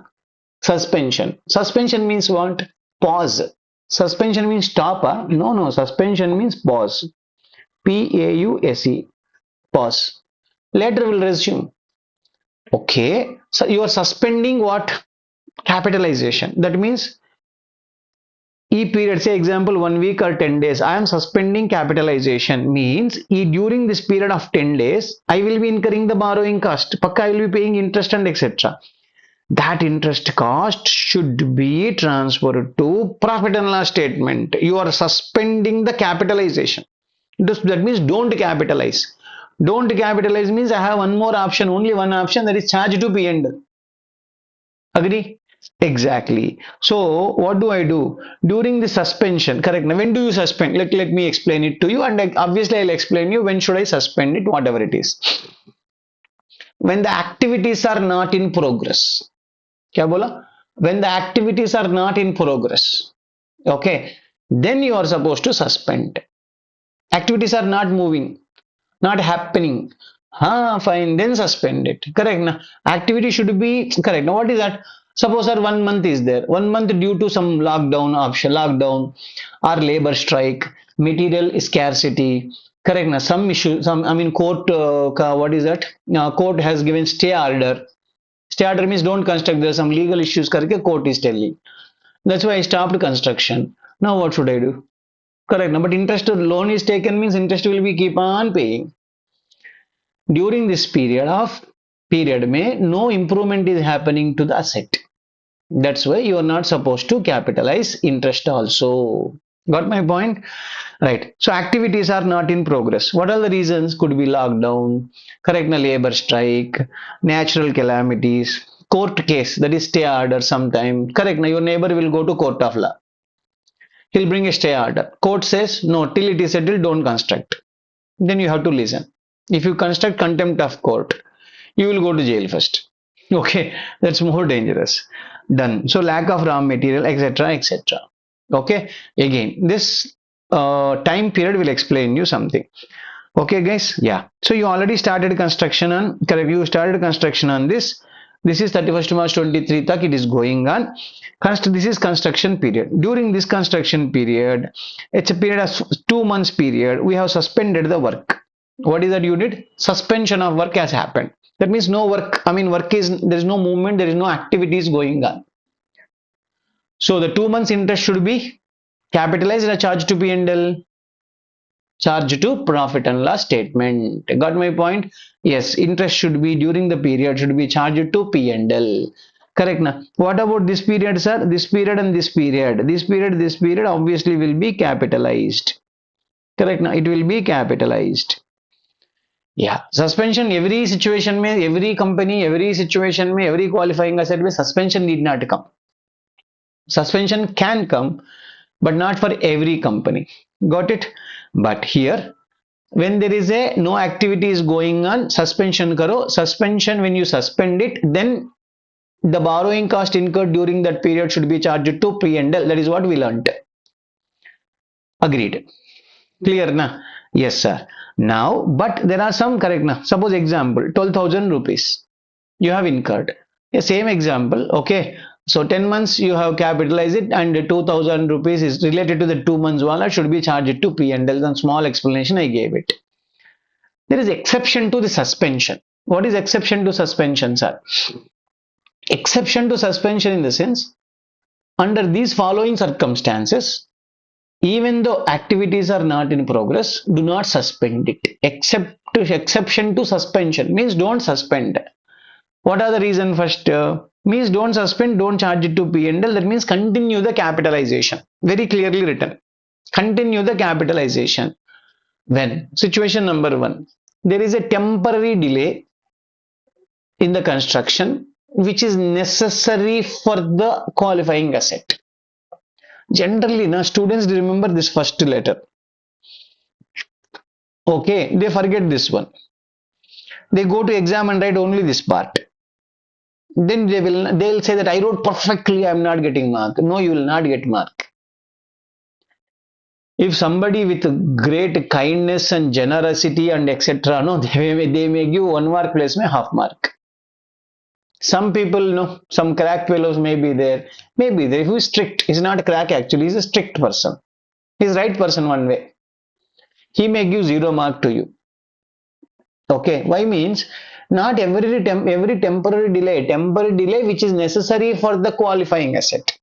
Example, curing. Have you heard curing? Curing means watering. Suppose you during construction, first floor you have constructed. Correct. Now ceiling is done. When you put the ceiling, immediately next day only you will start work. No. What do they do? They make so many small blocks and they'll fill it with water. Correct. Now that absorbs that cement work will absorb it for correct. They'll hold it for 3 4 days. No work. That is called curing time. Work is not going on. Still, is it necessary for the asset? Yes. You are supposed to capitalize the borrowing cost incurred during this curing time of 4 days or 5 days. Don't think like that. 4 days, 5 days means 4 days, 5 days for one floor. Suppose if there are 5 floors, 4 into 5, 20 days of interest will happen, isn't it? So that's why overallly, no, don't stop because curing is must for the qualifying asset. That's why we should do not suspend the capitalization. Agree? Ha. Right, temporary delay. Some more time, what is happen? Any significant technical administration activity is going on. I'll tell you, big constructions goes on. It may be, I mean, say, power plant construction, cement plant construction, big buildings construction also. Monthly, 1 day, 2 days, what happened? No, inspection takes place. During that time, no construction. Stop it. Inspector should come and see whatever you have done. Yeah, you have done correctly. Now he'll guide. No, from now onwards, you do like this. You do like this. He'll guide. Till the inspection is completed, you cannot do any job. Is it necessary? Here also sentence is very clear. Which is necessary? Is sentence if you forget, don't expect full mark. Got it? Yes. So if it is technical, some technical work, administration work is going on because of which my activities got suspended, still you are not supposed to suspend it because it is necessary to the qualifying asset. Correct. Just think about it. Suppose temporary delay, they will try to confuse you like this. So there is a labor strike. Okay, there is a labor strike. For only 3 days. Only 3 days during this temporary delay. Correct. Now if you ask me to set the paper, now I will set the paper like that. I have set the paper earlier, not for CA inter or CA final, but for some other levels of ICA. Yeah, I mean there are so many courses for ICA. So I have set the paper for them, right? So I will change the question in a tricky fashion so that you will not be able to catch it. Got it? Yeah, that's very important whether you really studied or not. How do I assess? Right, like this. Labor strike took for 3 days, which is temporary delay. Tell me, 3 days interest should I capitalize it or should I charge it to P&L? What do you say? Charge it to P&L. Why? Why means this is temporary delay, but not necessary for a qualifying asset. Correct, na? Is it necessary for qualifying asset? Nowhere. How labor strike will add value to my asset? It doesn't add. That's what. Right? One question I am giving you here with respect to suspension. Yeah. Suppose we are constructing some bridge on a river, something like that. Now, as per the past records, every record, I mean, correct, the government authorities are there, correct? Na? Boards will call, correct? Na? Kaveri board, Krishna board, Godavari board. So many boards are there. So they have the record. What is the board? As per the board records information, no? Every year, at least 1 month, there will be very high water level will be there. Means too much heavy water. I mean rainy season, heavy water flow will be there. When the water flow is very heavy, then you cannot do any construction. By mistake, if you go there, people may, you will not get address. Correct, na? Or if you put such cement, cement also will go off along with the people. So it's useless. So generally, what they do during this high flow time, they will give holiday to all the guys. Array, pack everything properly, keep it in the godown, go home and enjoy with family. After this 1 month, I'll call you. That time you please come and restart the work. Okay, done. So now what has happened? Situation number one, year 2021-22, some number you take it. As expected, 1 month high water level was there. So no construction, no activities took place. Correct na? So 1 month interest we paid money. Now question comes, that interest should be capitalized or that interest should be charged to profit and loss statement. Answer. Should I capitalize or should I charge it to profit and loss statement? What do you say? I say capitalize it. Why? Right. Have you heard in costing? You must have learned something. There is a concept called normal loss, abnormal loss. Agree? Normal loss will not be transferred to P&L. Normal loss should be borne by the cost of goods. You should add it to the cost of asset or cost of goods. Agree? Here, is it known to you that you are going to incur a loss? Is it something abnormal? Nothing abnormal. It is known based on the 50 years of record. I know that every year there will be some 1 month high water level will be there. Agree or not? Yes. That's why. Correct. Now that's why you are supposed to consider this as a normal loss and add it to the asset. Don't charge it to P&L. Correct. Now situation number 2. Suppose second year 22, 23, whatever. There is 2 months of higher water level is there. Normally 1 month, but this particular year may 2 months high level water is there. What to do now? 2 months interest. Got it? Correct, na? Right. Again, 2 months may how much is 1 month is normal, 1 month is abnormal. That's all. Don't think too much. 1 month is normal, 1 month is abnormal. If it is normal, this 1 month interest will be capitalized.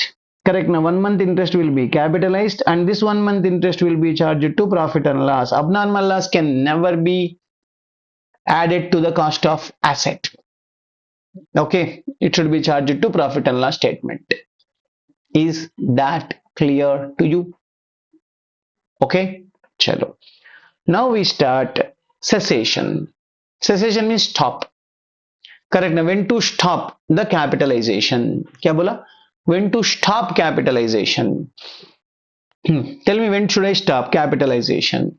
Stop. This is full stop. Not like pause, resume karne ke. No, it's stop. Once stop, from now onwards, whatever the borrowing cost you incur, everything should be charged to P&L. Everything should be charged to profit and loss statement. Got it?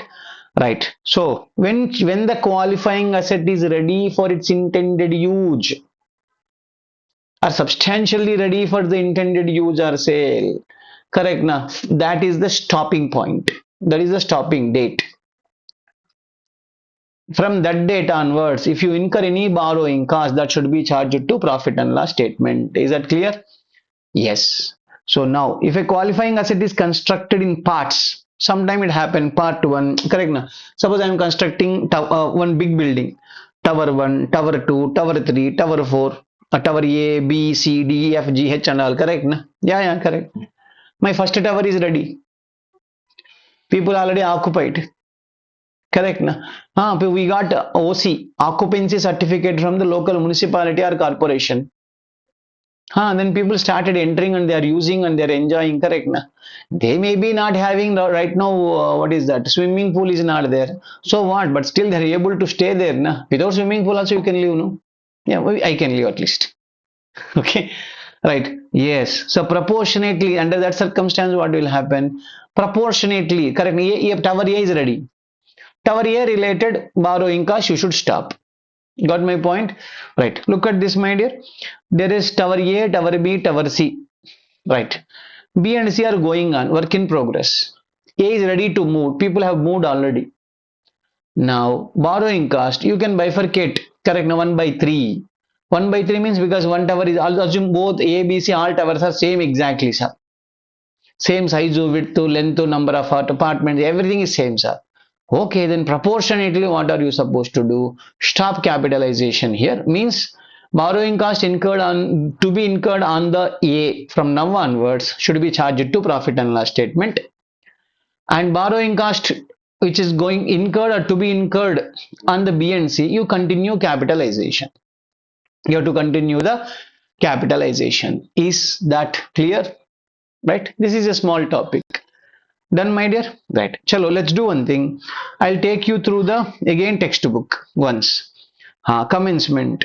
Actually, see, I mean, you can hold it. I mean, pause it and read the question and answer. It's already discussed. That's why I'm not spending time. But when you read it for one time from a textbook, na, then you will feel that it is not a copy paste of work I did from the ICA text or somewhere else. It is drafted. I sat and I only drafted, not done by my team or somebody. Okay. Yep. So again, read this concept capsule 4. That also discussed.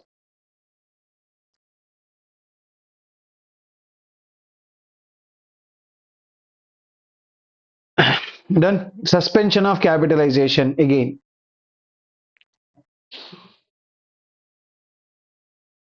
See, I spoke on the labor strike. Yes, labor strike is here. Correct. Some bridge on the river. Have I spoken? Yes, we have spoken. See, in producing the genetically modified seeds, some seeds making. Seeds should be exposed to the right climate for the maturing, and it should be stored in a house for some months. Okay. Seeds I kept it in 1 month, say in one store, under some particular temperature, so that some development will happen within the seed, then it will be ready for my sale. You cannot tell that 1 month you kept it inside the room. No activity is going on. What are you telling? Activity is going on. That is natural activity, not by physical activity, not required. Is it necessary to keep it in a store for a month? Necessary. Correct. Is it necessary? Necessary. Then it should be continue the capitalization. Do not suspend it. Correct. Na? That's what, if you read the language of the standard correctly, carefully, let them frame the question in their own style. You will be able to answer. Correct. Na? If you learn the subject only from the questions, then those students will have a problem. Correct. Na? If somebody like me sets the paper, correct. Na? If I try to give the good and logical questions in tricky manner, you're out. That day don't cry. You have to cry today because your decision, correct. Now you don't want to learn it conceptually, you don't want it to grow, then it is not acceptable. Correct. Now chartered accountant, expert in accounts, chartered accountant. Correct. Now people trust you. Once you sign, that means accounts are fine. That means you should know in-depth knowledge of accounts. Agree, my dear? Yes, that you should always strive for. This is with respect to what is that? Cessation of capitalization. Yeah, 5 floored building is there. Out of that, 1 floor is ready to use. Proportionately, correct. Now stop capitalization. Rest continue the capitalization. Agree? Yeah, same thing here also. Okay, it is right. See, look at this question, my dear. Manasa Cements is constructing a cement plant. Process 1, process 2, process 3. It is in 3 process. Process 1 ready, sir. Okay. Process 2, process 3 will take little time, sir. Agree, sir.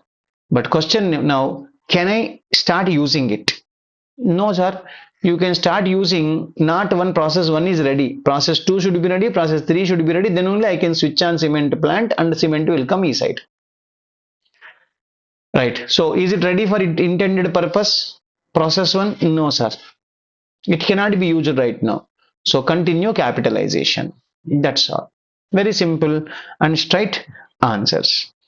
Now we are getting into the concept of how much should I capitalize? What is the concept? How much should I capitalize it? Correct? Yes. We'll come to the slides. Amount of capitalization.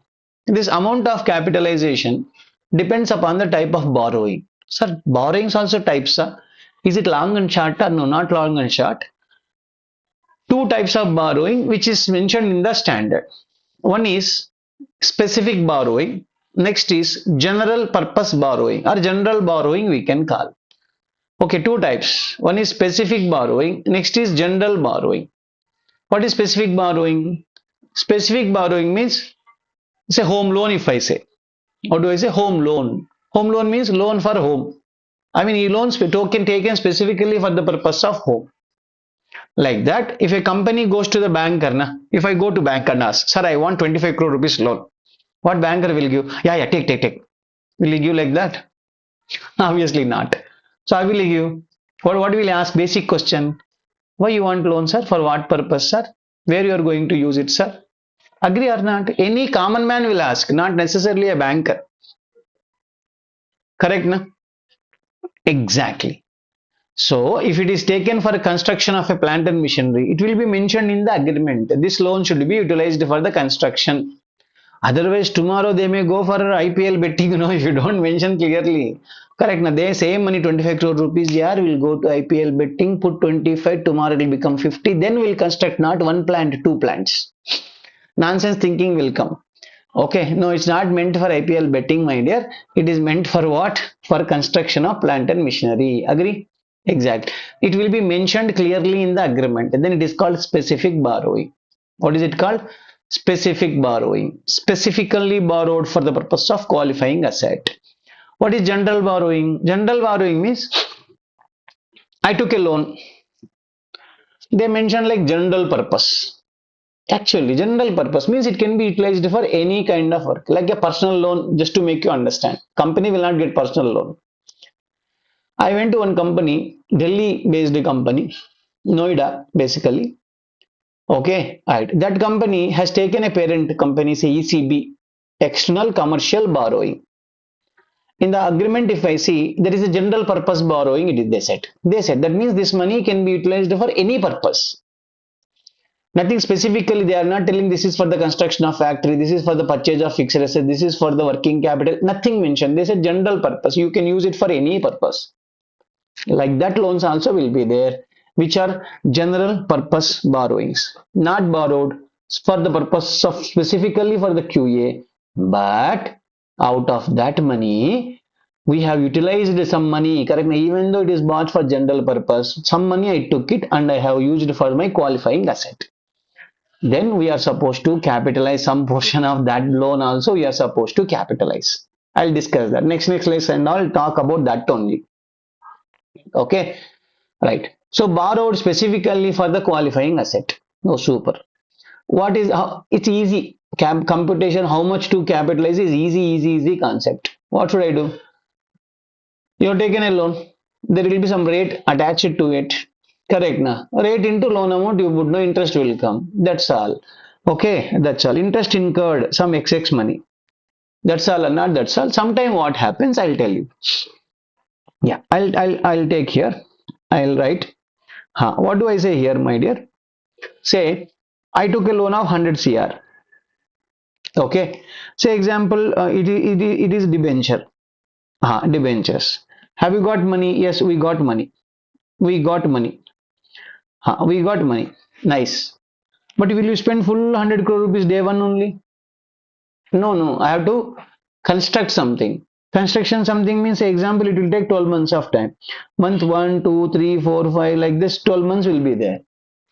Correct. Now, maybe first month I need 10 crore rupees. Next month I need 6 crore rupees. Next 5 crore rupees. Then here 15 crore rupees required. Like that, I will be in need of money. 100 crore will be spent over the period of 1, 2 years or 3 years, whatever sometime. Correct. Now, so now what do you do? What should I do? This money I need it only in the first month. Correct. Now, then will I keep this balance 90 crore rupees in the current account? Don't you lose the interest? Agree or not? Current account may, if you keep any crores, 1,000 crores, if you keep also, zero interest will come. Current account may no interest. That's why what people will do intelligently. You are expecting you need 6 crore rupees in second month, na? Correct. Today you got the money. We'll go to bank and we'll say 1 month deposit. 6 crore rupees they will make. So at the end of the 1 month, 6 crore will come that I can utilize in the right. Then I will say, sir, 2 months deposit, 5 crore rupees I will make it. After 2 months, means during the third month, means at the beginning of the end of the second month only my money 5 crore will come. That money I can spend it in the third month. Correct. 15 crores you are expecting. Correct. Now, so then I will say, yes, deposit of 15 crore rupees, 3 months deposit. See, you have a 10 percentage of this. So at the end of the first year, you are supposed to pay 10 crore rupees of interest. Agree? And this is, what is this money? This money is idle money. What is it, my dear? Idle. For the time being, I don't need it. That's why I deposited. When you deposited, do you get some chiller interest?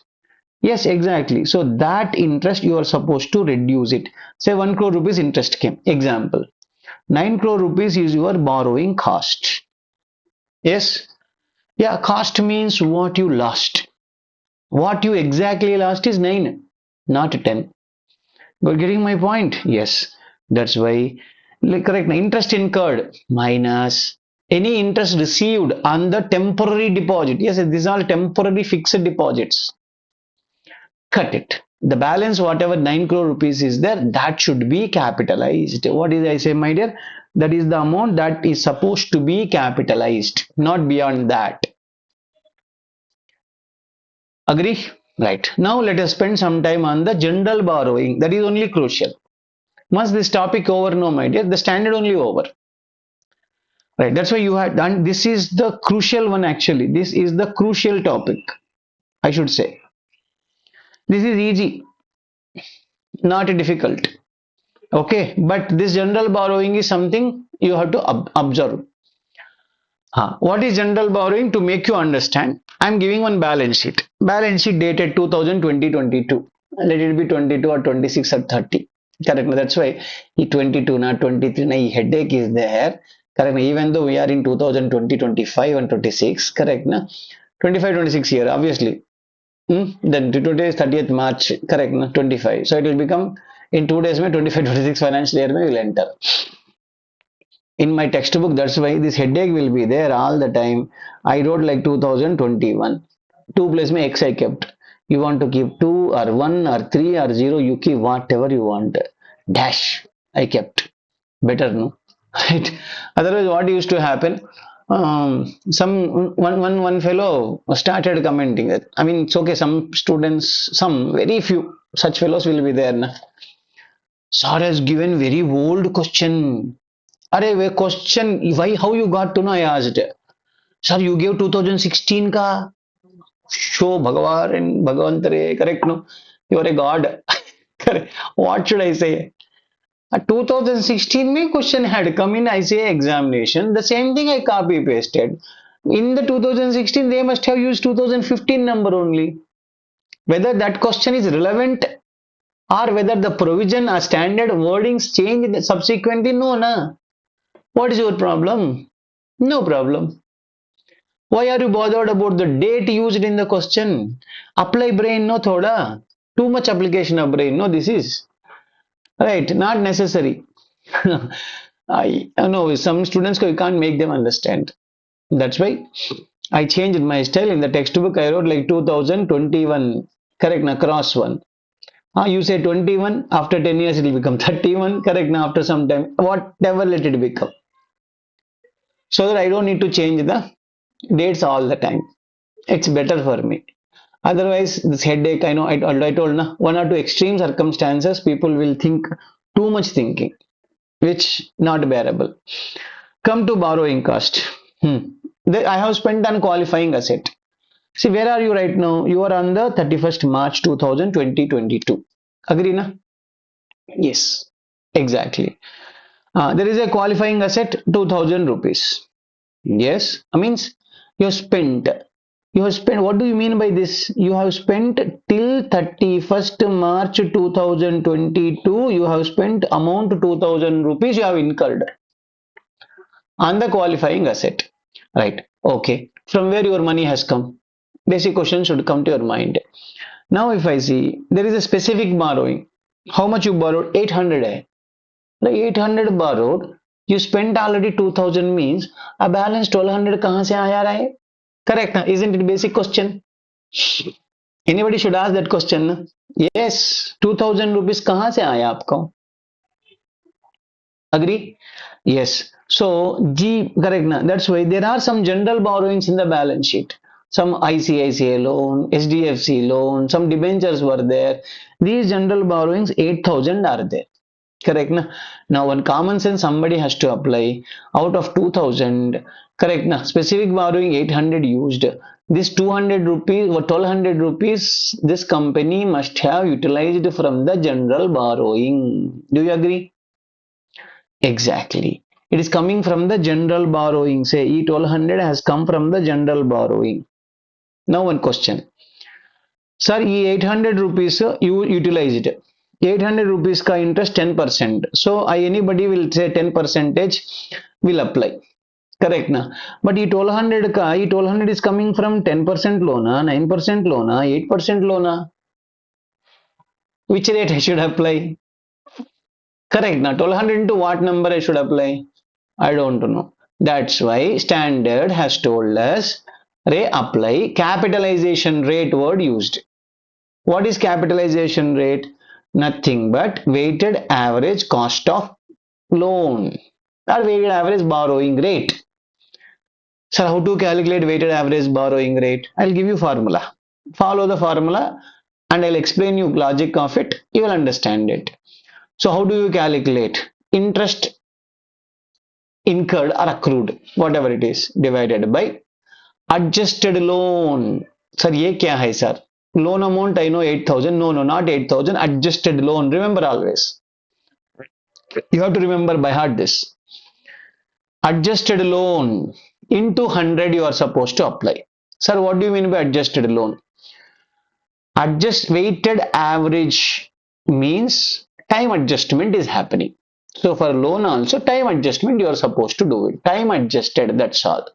Time adjusted means what? Loan amount into number of months outstanding divided by 12. Okay. So how do I do? I will do. Na? You don't need to do. I will do. Then you will get an idea. Perfect idea. You will get it. Getting my dear? Right. Just a second.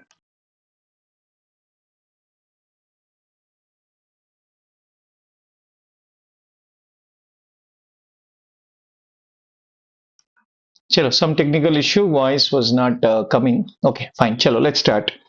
So now when I take you to the calculation of weighted average borrowing rate, I have taken two situations which will be very much sufficient. With this situations, you will be able to, you will be able to attempt any kind of question if you understand these two situations. That's all. Afterwards, you check my textbook, whatever the given questions in the past, last years, all from the history of accounting standard 16, you will be able to solve. That's why listen carefully. It's done. That's all. Okay. Yes. See, I'm taking you a situation. Correct. Na? What is the date of loan? Loan amount. Correct. Na? Loan, ICICI bank loan, that kind of thing. Amount is given. Number of months outstanding, because every loan need not be taken on 1st April. No, during the period, anytime you can take a loan. Now I am giving a information like 1st April you took loan 10% ICI 1000. 30th September means after 6 months you took HDFC, and debentures are issued on 31st December. That is how totally 8,000 rupees of general borrowing has come. Clear? Now we are working on the weighted average rate. Weighted average rate means what? Interest incurred divided by adjusted loan. Correct? Na?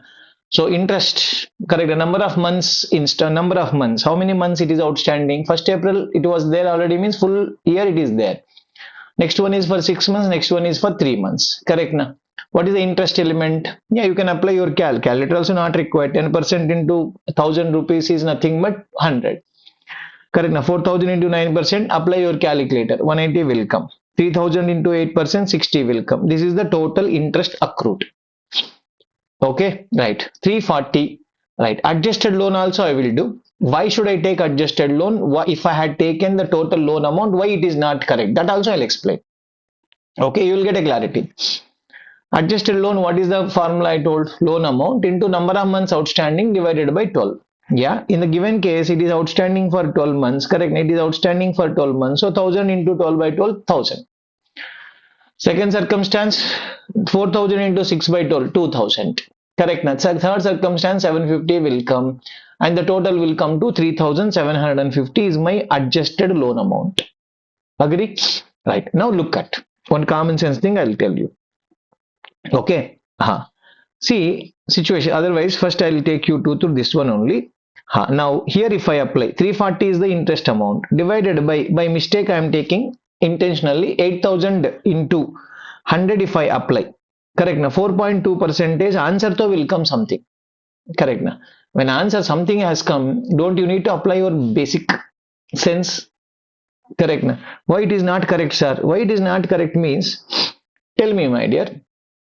Suppose say you have 100 students in your class, assume 100 students are there. Okay, the minimum last least number of marks came to 35 marks came to one person. Some persons 35 marks some people have got, and 80 marks the maximum. This is the minimum marks people have got. This is the maximum marks people have got. Agree. When anybody asks you what is the average marks you got, what is the average marks of the students? Average marks of the student means, and you don't apply calculator here 30 plus 80 no, not required. Average marks means your answer should be, isn't it, within the minimum marks and maximum marks, somewhere here, there, somewhere. Correct. It may be, sir, I got 45, I got say 78, I got 62, something number. That number must be within the maximum and minimum. Do you agree or not? First thing, it has to be, isn't it? Suppose, sir, I calculated, sir, excellently. I got average marks is equal to 22. If somebody says, correct, na? Then you should question how the 22 is correct. Average means common sense question has to be between the minimum and maximum. Agree? Now you understand what I told. Why 4.25 is not correct? Sir, my minimum rate of loan is 8 percentage, maximum rate of loan is 10 percentage, average should be between 8 and 10. Then how come 4.25 has come? That means wrong. Correct na? Somewhere wrong. Why wrong means this interest is calculated only for the few months. Correct na? 12 months, 6 months, 3 months ko calculated. Right? But loan was outstanding. Correct na? Loan outstanding. If you apply, if you don't take this 6 by 12, now it is assumed that, correct na, 4,000 is coming means 4,000 loan is there for the full year. No, 4,000 loan is there only for the 6 months period. Correct na? Interest though you took for 6 months, outstanding though you took for the full year. Illogical. Agree? That's why you are supposed to turn it into adjusted loan. Sir, what is this adjusted loan? That is also a simple concept. Assume this interest, can I make everything interest into per annum? I can make it based on the adjusted loan. How, sir? Apply, my dear. 4,000 into 9%, 360 will come. Correct, na? Not correct. But 2,000 into 9% is 2,000 into 9%. Will it come to 180? Yes. Agree. It means, slowly I will tell, try to catch it. It means I can say 2,000 rupees of loan I have taken on 1/4 itself. Instead of saying 4,000 I took it on 30th April, I can tell 2,000 rupees that adjusted loan taken on 1/4 2000 1/4 se liya. 1/4 se liya, so 2,000 into 9%, 180. Same way, 750 loan I have taken it on 1/4 means 8%. 750 into 8 percentage, 60 rupees will come obviously.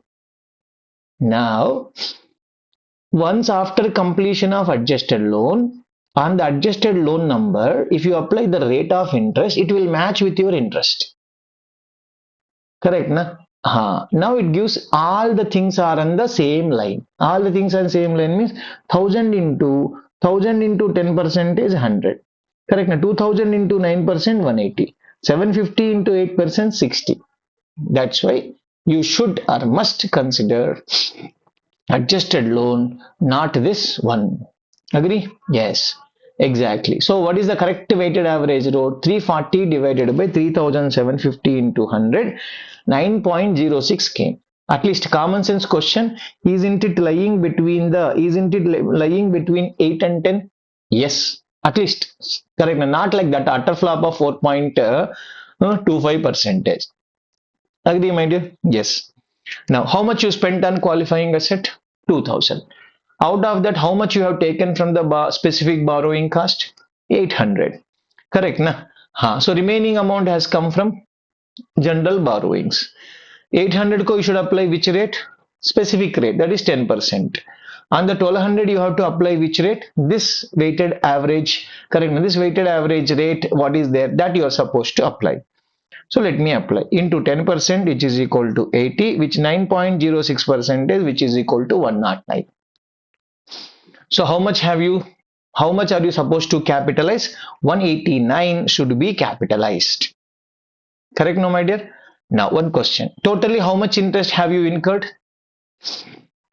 Total interest, how much incurred? Is it 340? Then you did wrong. Why? 340 is the interest incurred on the general borrowing. Haven't you incurred on the specific borrowing as well? We have incurred.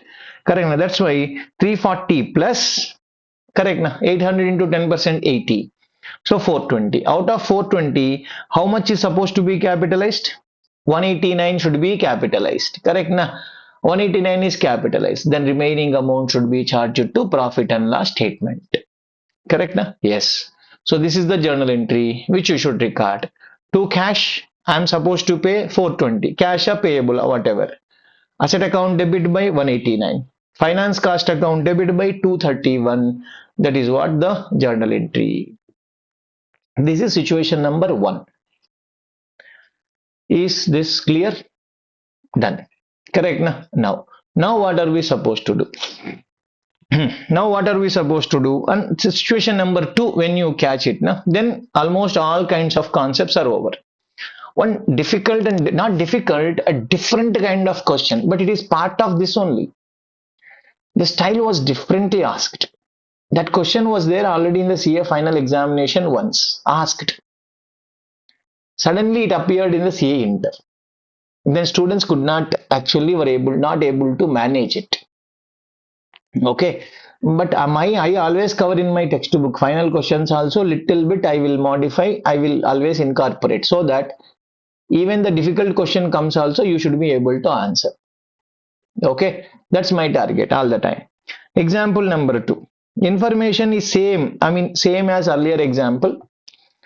You have specific loans of 800, 10% rate. General borrowings 8,000 is there and 9.06 what you have calculated. All amount spent on qualifying asset as on 31st March 2000 totally spent. Correct. Now the question is, right, QA started.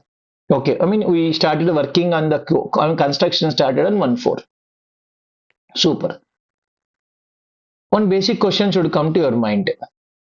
Actually, the last question, whatever they gave, that is not a perfect question, but fine. Examination purpose, that is okay. Practical question, what? 2000 rupees you totally spent by 31st March. Agree, na? But is it the 2000 you spent on 1st April itself? No, na. First day you'll spend something, second day you'll spend something. So total 365 days you'll spend something or other thing. Agree?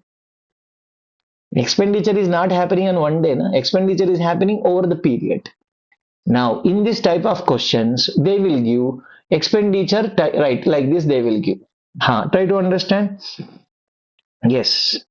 Now, 1st April, there's something you spend, 300 rupees you spend. 1st June you spend. Not like that. I see, I cannot take 365 in my question. Correct. Now, that's why I have taken only, few dates I have taken. Okay. Some 5 dates I took. 1st April, June, January, October, March, something like that I took. Like that, people have spent the money over a period of 1 year. Then it has come to 2000 rupees outstanding. Correct. Now, total amount spent on QA. Now, will my calculation change? It will. It has to. Okay. Right. Sir, how? So, first question, whether the 300 is utilized from general borrowing or specific borrowing. You should be clear. Why should be clear? Because general borrowing rate 9.06, specific borrowing rate is 10%. That's why you should be very clear on that. So first always assumption when the specific borrowing is there, we should assume money has been taken from the specific borrowing, not from the general borrowing. Agree? Specific borrowing. Correct. Up to 800 specific borrowing. Afterwards, these are all taken from where? Obviously, general borrowing, Specific borrowing khatam na. Then you have to take it from the general borrowing se liya. Marvelous. Right. So number of months outstanding. That means you have taken the specific borrowing 300 rupees. Correct. Now you have utilized it from the box from 1st April. Correct. Now till 31st March, that is, once you utilize it, that is, it means like you have taken money from the loan. So from that date onwards, you have to capitalize the interest. Okay, it is the outstanding for 12 months. Second one is outstanding 6 months, 9 months. Correct. Na? Yes, because that asset and that money has been part of the qualifying asset only from that date. Done. Yes. Now adjusted qualifying asset. क्या बोला? Adjusted qualifying asset. 300 rupees. Yes, this is 300 rupees into 12 by 12. Correct na? Because 12 months outstanding. I can take it. Correct na? I'll tell you. Why am I doing this adjusted qualifying asset? There is another way of doing it also. What is another way, sir? Directly you can calculate, no ma. Correct na? Specific borrowing means 10 percentage na. This is also 10 percentage. All these things are 9.06 percentage. You can apply everywhere. Correct na? Into 10 percentage, into 10 percentage, into 9.06 percentage. Like this, if you apply, what I am calculating, the same thing only will come. Maybe slight few paisa differences can come, that you can ignore it. Otherwise, it will be almost same. Okay, right? Listen carefully. This I am not following. Why means when one of the questions ICI suggested answer is like that, doesn't mean that you have to follow the same route. But why unnecessary headache? Let's follow that. Okay, because end of the day, my work also same, everything is same. What is that I have calculated? I have calculated adjusted qualifying asset. Now, normally what I do, 2000 minus 800, that is equal to 1200, I'll apply. Now, when I calculated adjusted qualifying asset, okay, what do I do, sir? Yeah, we use it from the correct. Now, out of 1075, 800 from specific borrowing, balance is from 275 from the general borrowing. Agree? Right. Into 9%, 9.06%. So 105 is supposed to be the one capitalized. Right. As we know already, borrowing cost incurred this much. Correct? Na? Yes. 420 we have incurred. Out of that, this is capitalized here. Rest of the thing is supposed to be charged to P&L. Point, try to understand, my dear friend. Okay. When they have given the expenditure incurred on the qualifying asset, month on month data if they provide. This is the way you are supposed to do it. You have to calculate adjusted qualifying asset. When is that? When they have provided month on month expenditure on the qualifying asset, then you should follow this way.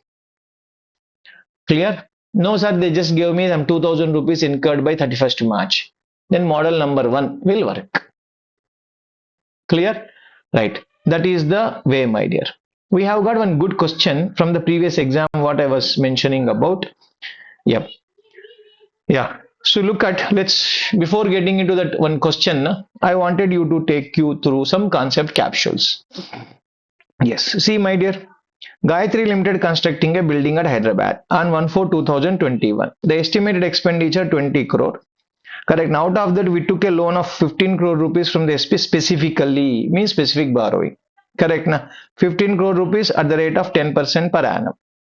Next, it invested the excess funds temporarily in the fixed deposits and it earned an amount of 5 lakh rupees. It earned an amount of 5 lakh rupees. Building is under the construction till 31st March 2022. What is the amount that should be capitalized as per accounting standard 16? Tell me, yeah, it's very simple, no? Right? So you have got temporary fixed deposits money. Yeah, right. How much money you got it? 5 lakh. Okay, fine. Your expenditure is 20 crore. 15 crore rupees is coming from the specific borrowing. Fine, 15 crores into, okay, 15 crores. 15 crores into 10 percentage. Yeah, and you have taken it on 110. 110 means again anyhow into 6 divided by 12. Correct, na? So how much will come? 75 lakh will come. Out of that, what is the interest income from the temporarily 5 lakh rupees you have to cut down. So 70 lakh rupees, 70 lakh rupees that should be capitalized. That's all. Is it difficult? Such kind of question also was asked in the exam. See this question. 2016 may asked, 2020 also asked. One more time also it was asked. I know, but I have not mentioned, forgotten. Okay, 3 times asked. Is there something great in this question? Nothing. Just look at. First, spend some time. When you're reading the question, first identify whether it is a qualifying asset or not qualifying asset. You identify, because if it is interest cost is related to qualifying asset, you will capitalize. If not, it will be charged to P&L, as you know. Agree? Done. Chalo, let's look at this.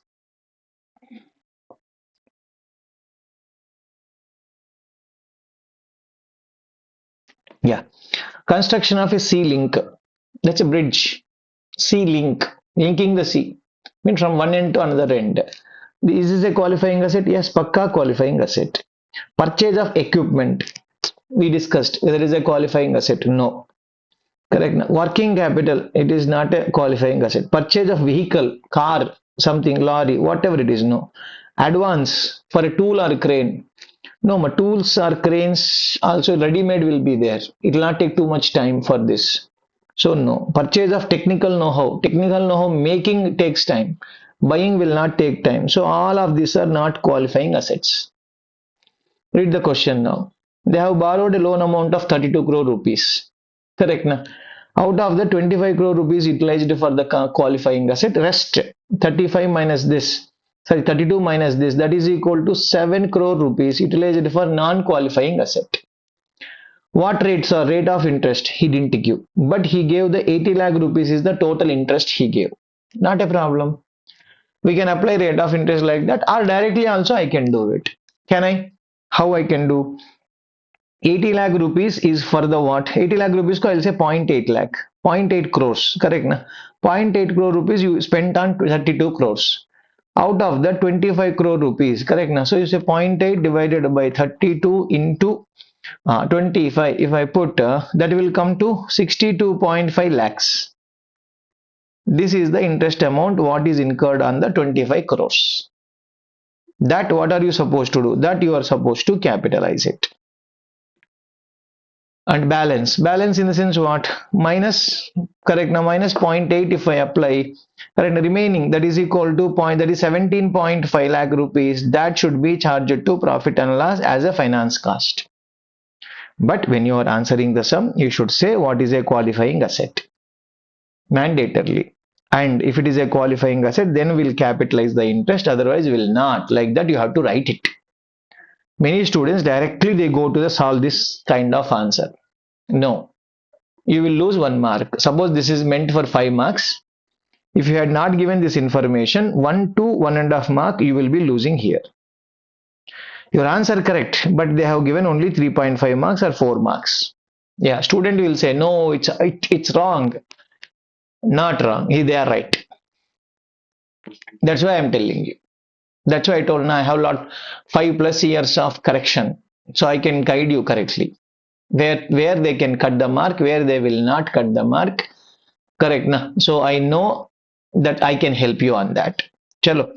So like this qualifying asset, yes, no, whatever I wrote, yes. How much interest should be capitalized like this? Correct. Now interest should be charged to P&L in one nutshell. Also you can write it, or individually also you can write it. Depending upon your time availability, you can manage it. Not so serious. That's all. You should say this will be capitalized. This should be charged to P&L. If you're interested, write the journal entry. Otherwise, not required. Journal entry also, if they ask, give it. Otherwise, not required. Simply, you can say this should be capitalized. That should be charged. Anyhow, I already told interest should be capitalized on the top. Sufficient. Right. Next, company borrowed 40 lakh rupees for the purpose of purchase of machine. Sir, purchase of machine not a qualifying asset. Correct. But read the question. But on 1/4. But interest taken 9% per annum. The machine was ready to use on 1/3. 1/3 means 11 months it took almost. 11 months is not a small time. Correct. Na? Then correct. Na? That means it takes a lot of time to make it ready for its intended use. So then I can conclude it as a qualifying asset. Pass the journal entry for 31st March 2000. Correct. Na? 11 months interest you calculate, and 1 month interest. Correct. Now 1 month interest that you are supposed to charge it to profit and loss. Isn't it? That's all. Is it a difficult question? Not at all. Next, look at this question. In May 2001, Speed Limited took a bank loan to use specifically for the construction of a new factory. Okay, specific. Completed in Jan. Okay, May to Jan. How many? May, June, July, August, September, October, November, December, Jan. So it is taking like 9 months.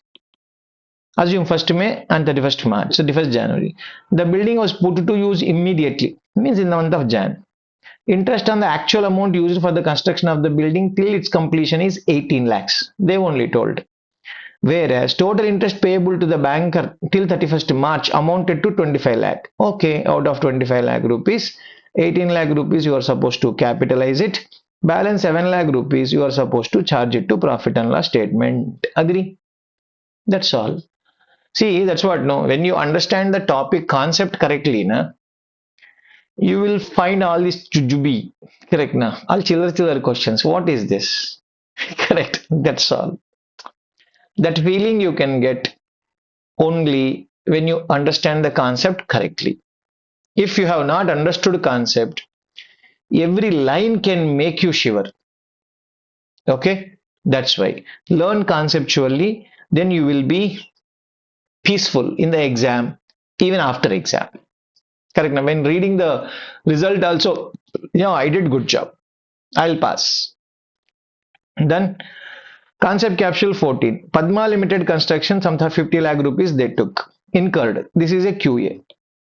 Correct. Now, here have they given which month how much incurred? Not told. Like first model number 1. Correct. Now, isn't it my model number 1? Exactly. The following are general borrowings. Nice. General borrowings, how much is there? 150. Correct. The accountant is saying nothing is capitalized. The interest is no specific borrowing is there. So entirely general borrowing is there. Next. Tell me in this question, have they given date of loan, my dear? Nothing is given. So then you have to take it by 1/4. Correct. Now, everywhere 1/4. You can't agree. I am thinking now 31st December. No, don't think that way. Correct. Now, that is wrong way.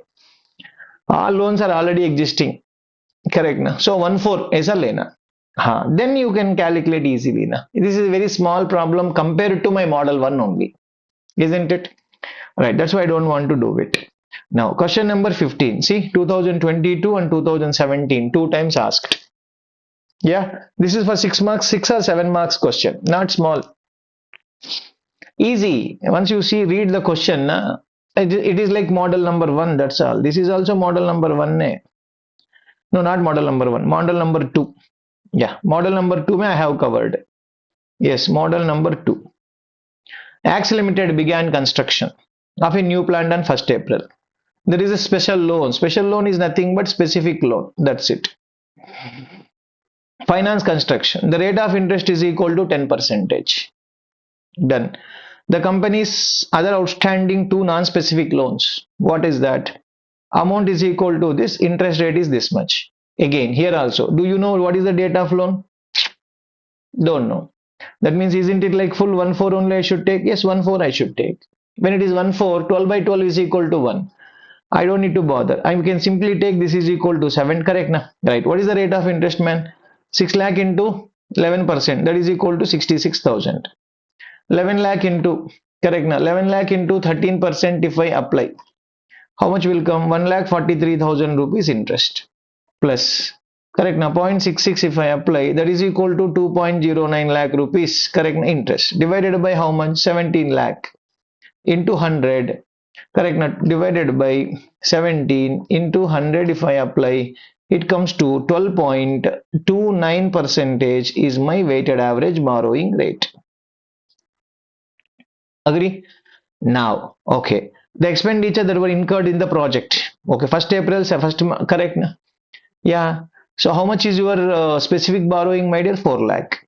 No, not a problem. Out of 5 lakh rupees, you can say, correct, now 4 lakh rupees I have incurred from the specific borrowing and 1 lakh rupees I have incurred from the general borrowing. On this 4 lakh, I will apply the specific rate that is equal to 10 percentage. On the specific borrowing, you will apply 12.29 percentage. Agree? In the class, we do detailedly will solve it. Correct? Exactly. Same thing. Apply. 12.29 percentage, you got it. That's all. Yeah, you are supposed to calculate what is the amount of interest or adjusted qualifying asset you can calculate. Follow my model, whatever I discussed in the classroom. End of the day, my answer, this answer, same matching. Matching. Sir, 20 rupees difference, sir. Are 1,56,000 rupees, may 20 rupees difference comes to, they'll kill you. No, no. Then why are you bothered so much? That's all. Concept capsule 16. Can an entity include working capital loan also under the general borrowings? Why not? Why not? Borrowings include long term, short term, every term. Agree? So, yes, you should include it. Got it? Yes, this accounting standard 11 related. Yes, I have given a question here, two questions. Example number one, example number two, which I discussed in the class. No, same thing. I have explained it here. That's all. See, subsequently, again, further question and answers. Some of the good questions I have brought it from other places. Right? You should try and you should answer. Yeah. Out of these, correct. Now, one or two you will find some more, one more good question, some more good questions will be there. That is also getting solved in the classroom. Yes, it's like that. So I hope you understood how the class will be, how you will be enjoying the subject conceptually, what is said, and the linking between one standard to another standard. Correct. Now, that is more and more important. If you try to read the standard like individual independent standard, it won't work, my dear friend. It won't work in that fashion.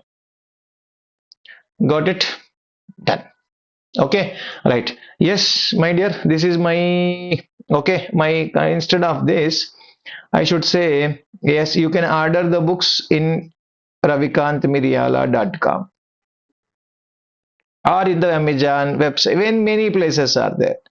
Correct now, many bookstalls. Yes, it is available. If it is a law book house, then any law book house in your city, it is available. Right. No, Amazon may will order available. Okay, currently which is the edition running? That is the 20th edition. 20th edition. Okay. This book started printing in 2013, I think. Yeah, 13 May first edition has come. So for 20 editions, this is the 20th edition which is going on. Helped number of students, the classes and the book. Okay, every attempt me I'll get some at least a few people will just message me, sir, because of your book I cleared it. They have not taken the classes, just to purchase the book, and they have found my number, or the, I mean, obviously Instagram or something. So many social links are there, right? So that's how it is going to be. Join us in case virtuals on subscription model. It's going to be helpful. If you have liked the class, please share it. The class link, you please share it with your friends. Got it? And let's be connected. Wish you the best, the best. Done, my dear.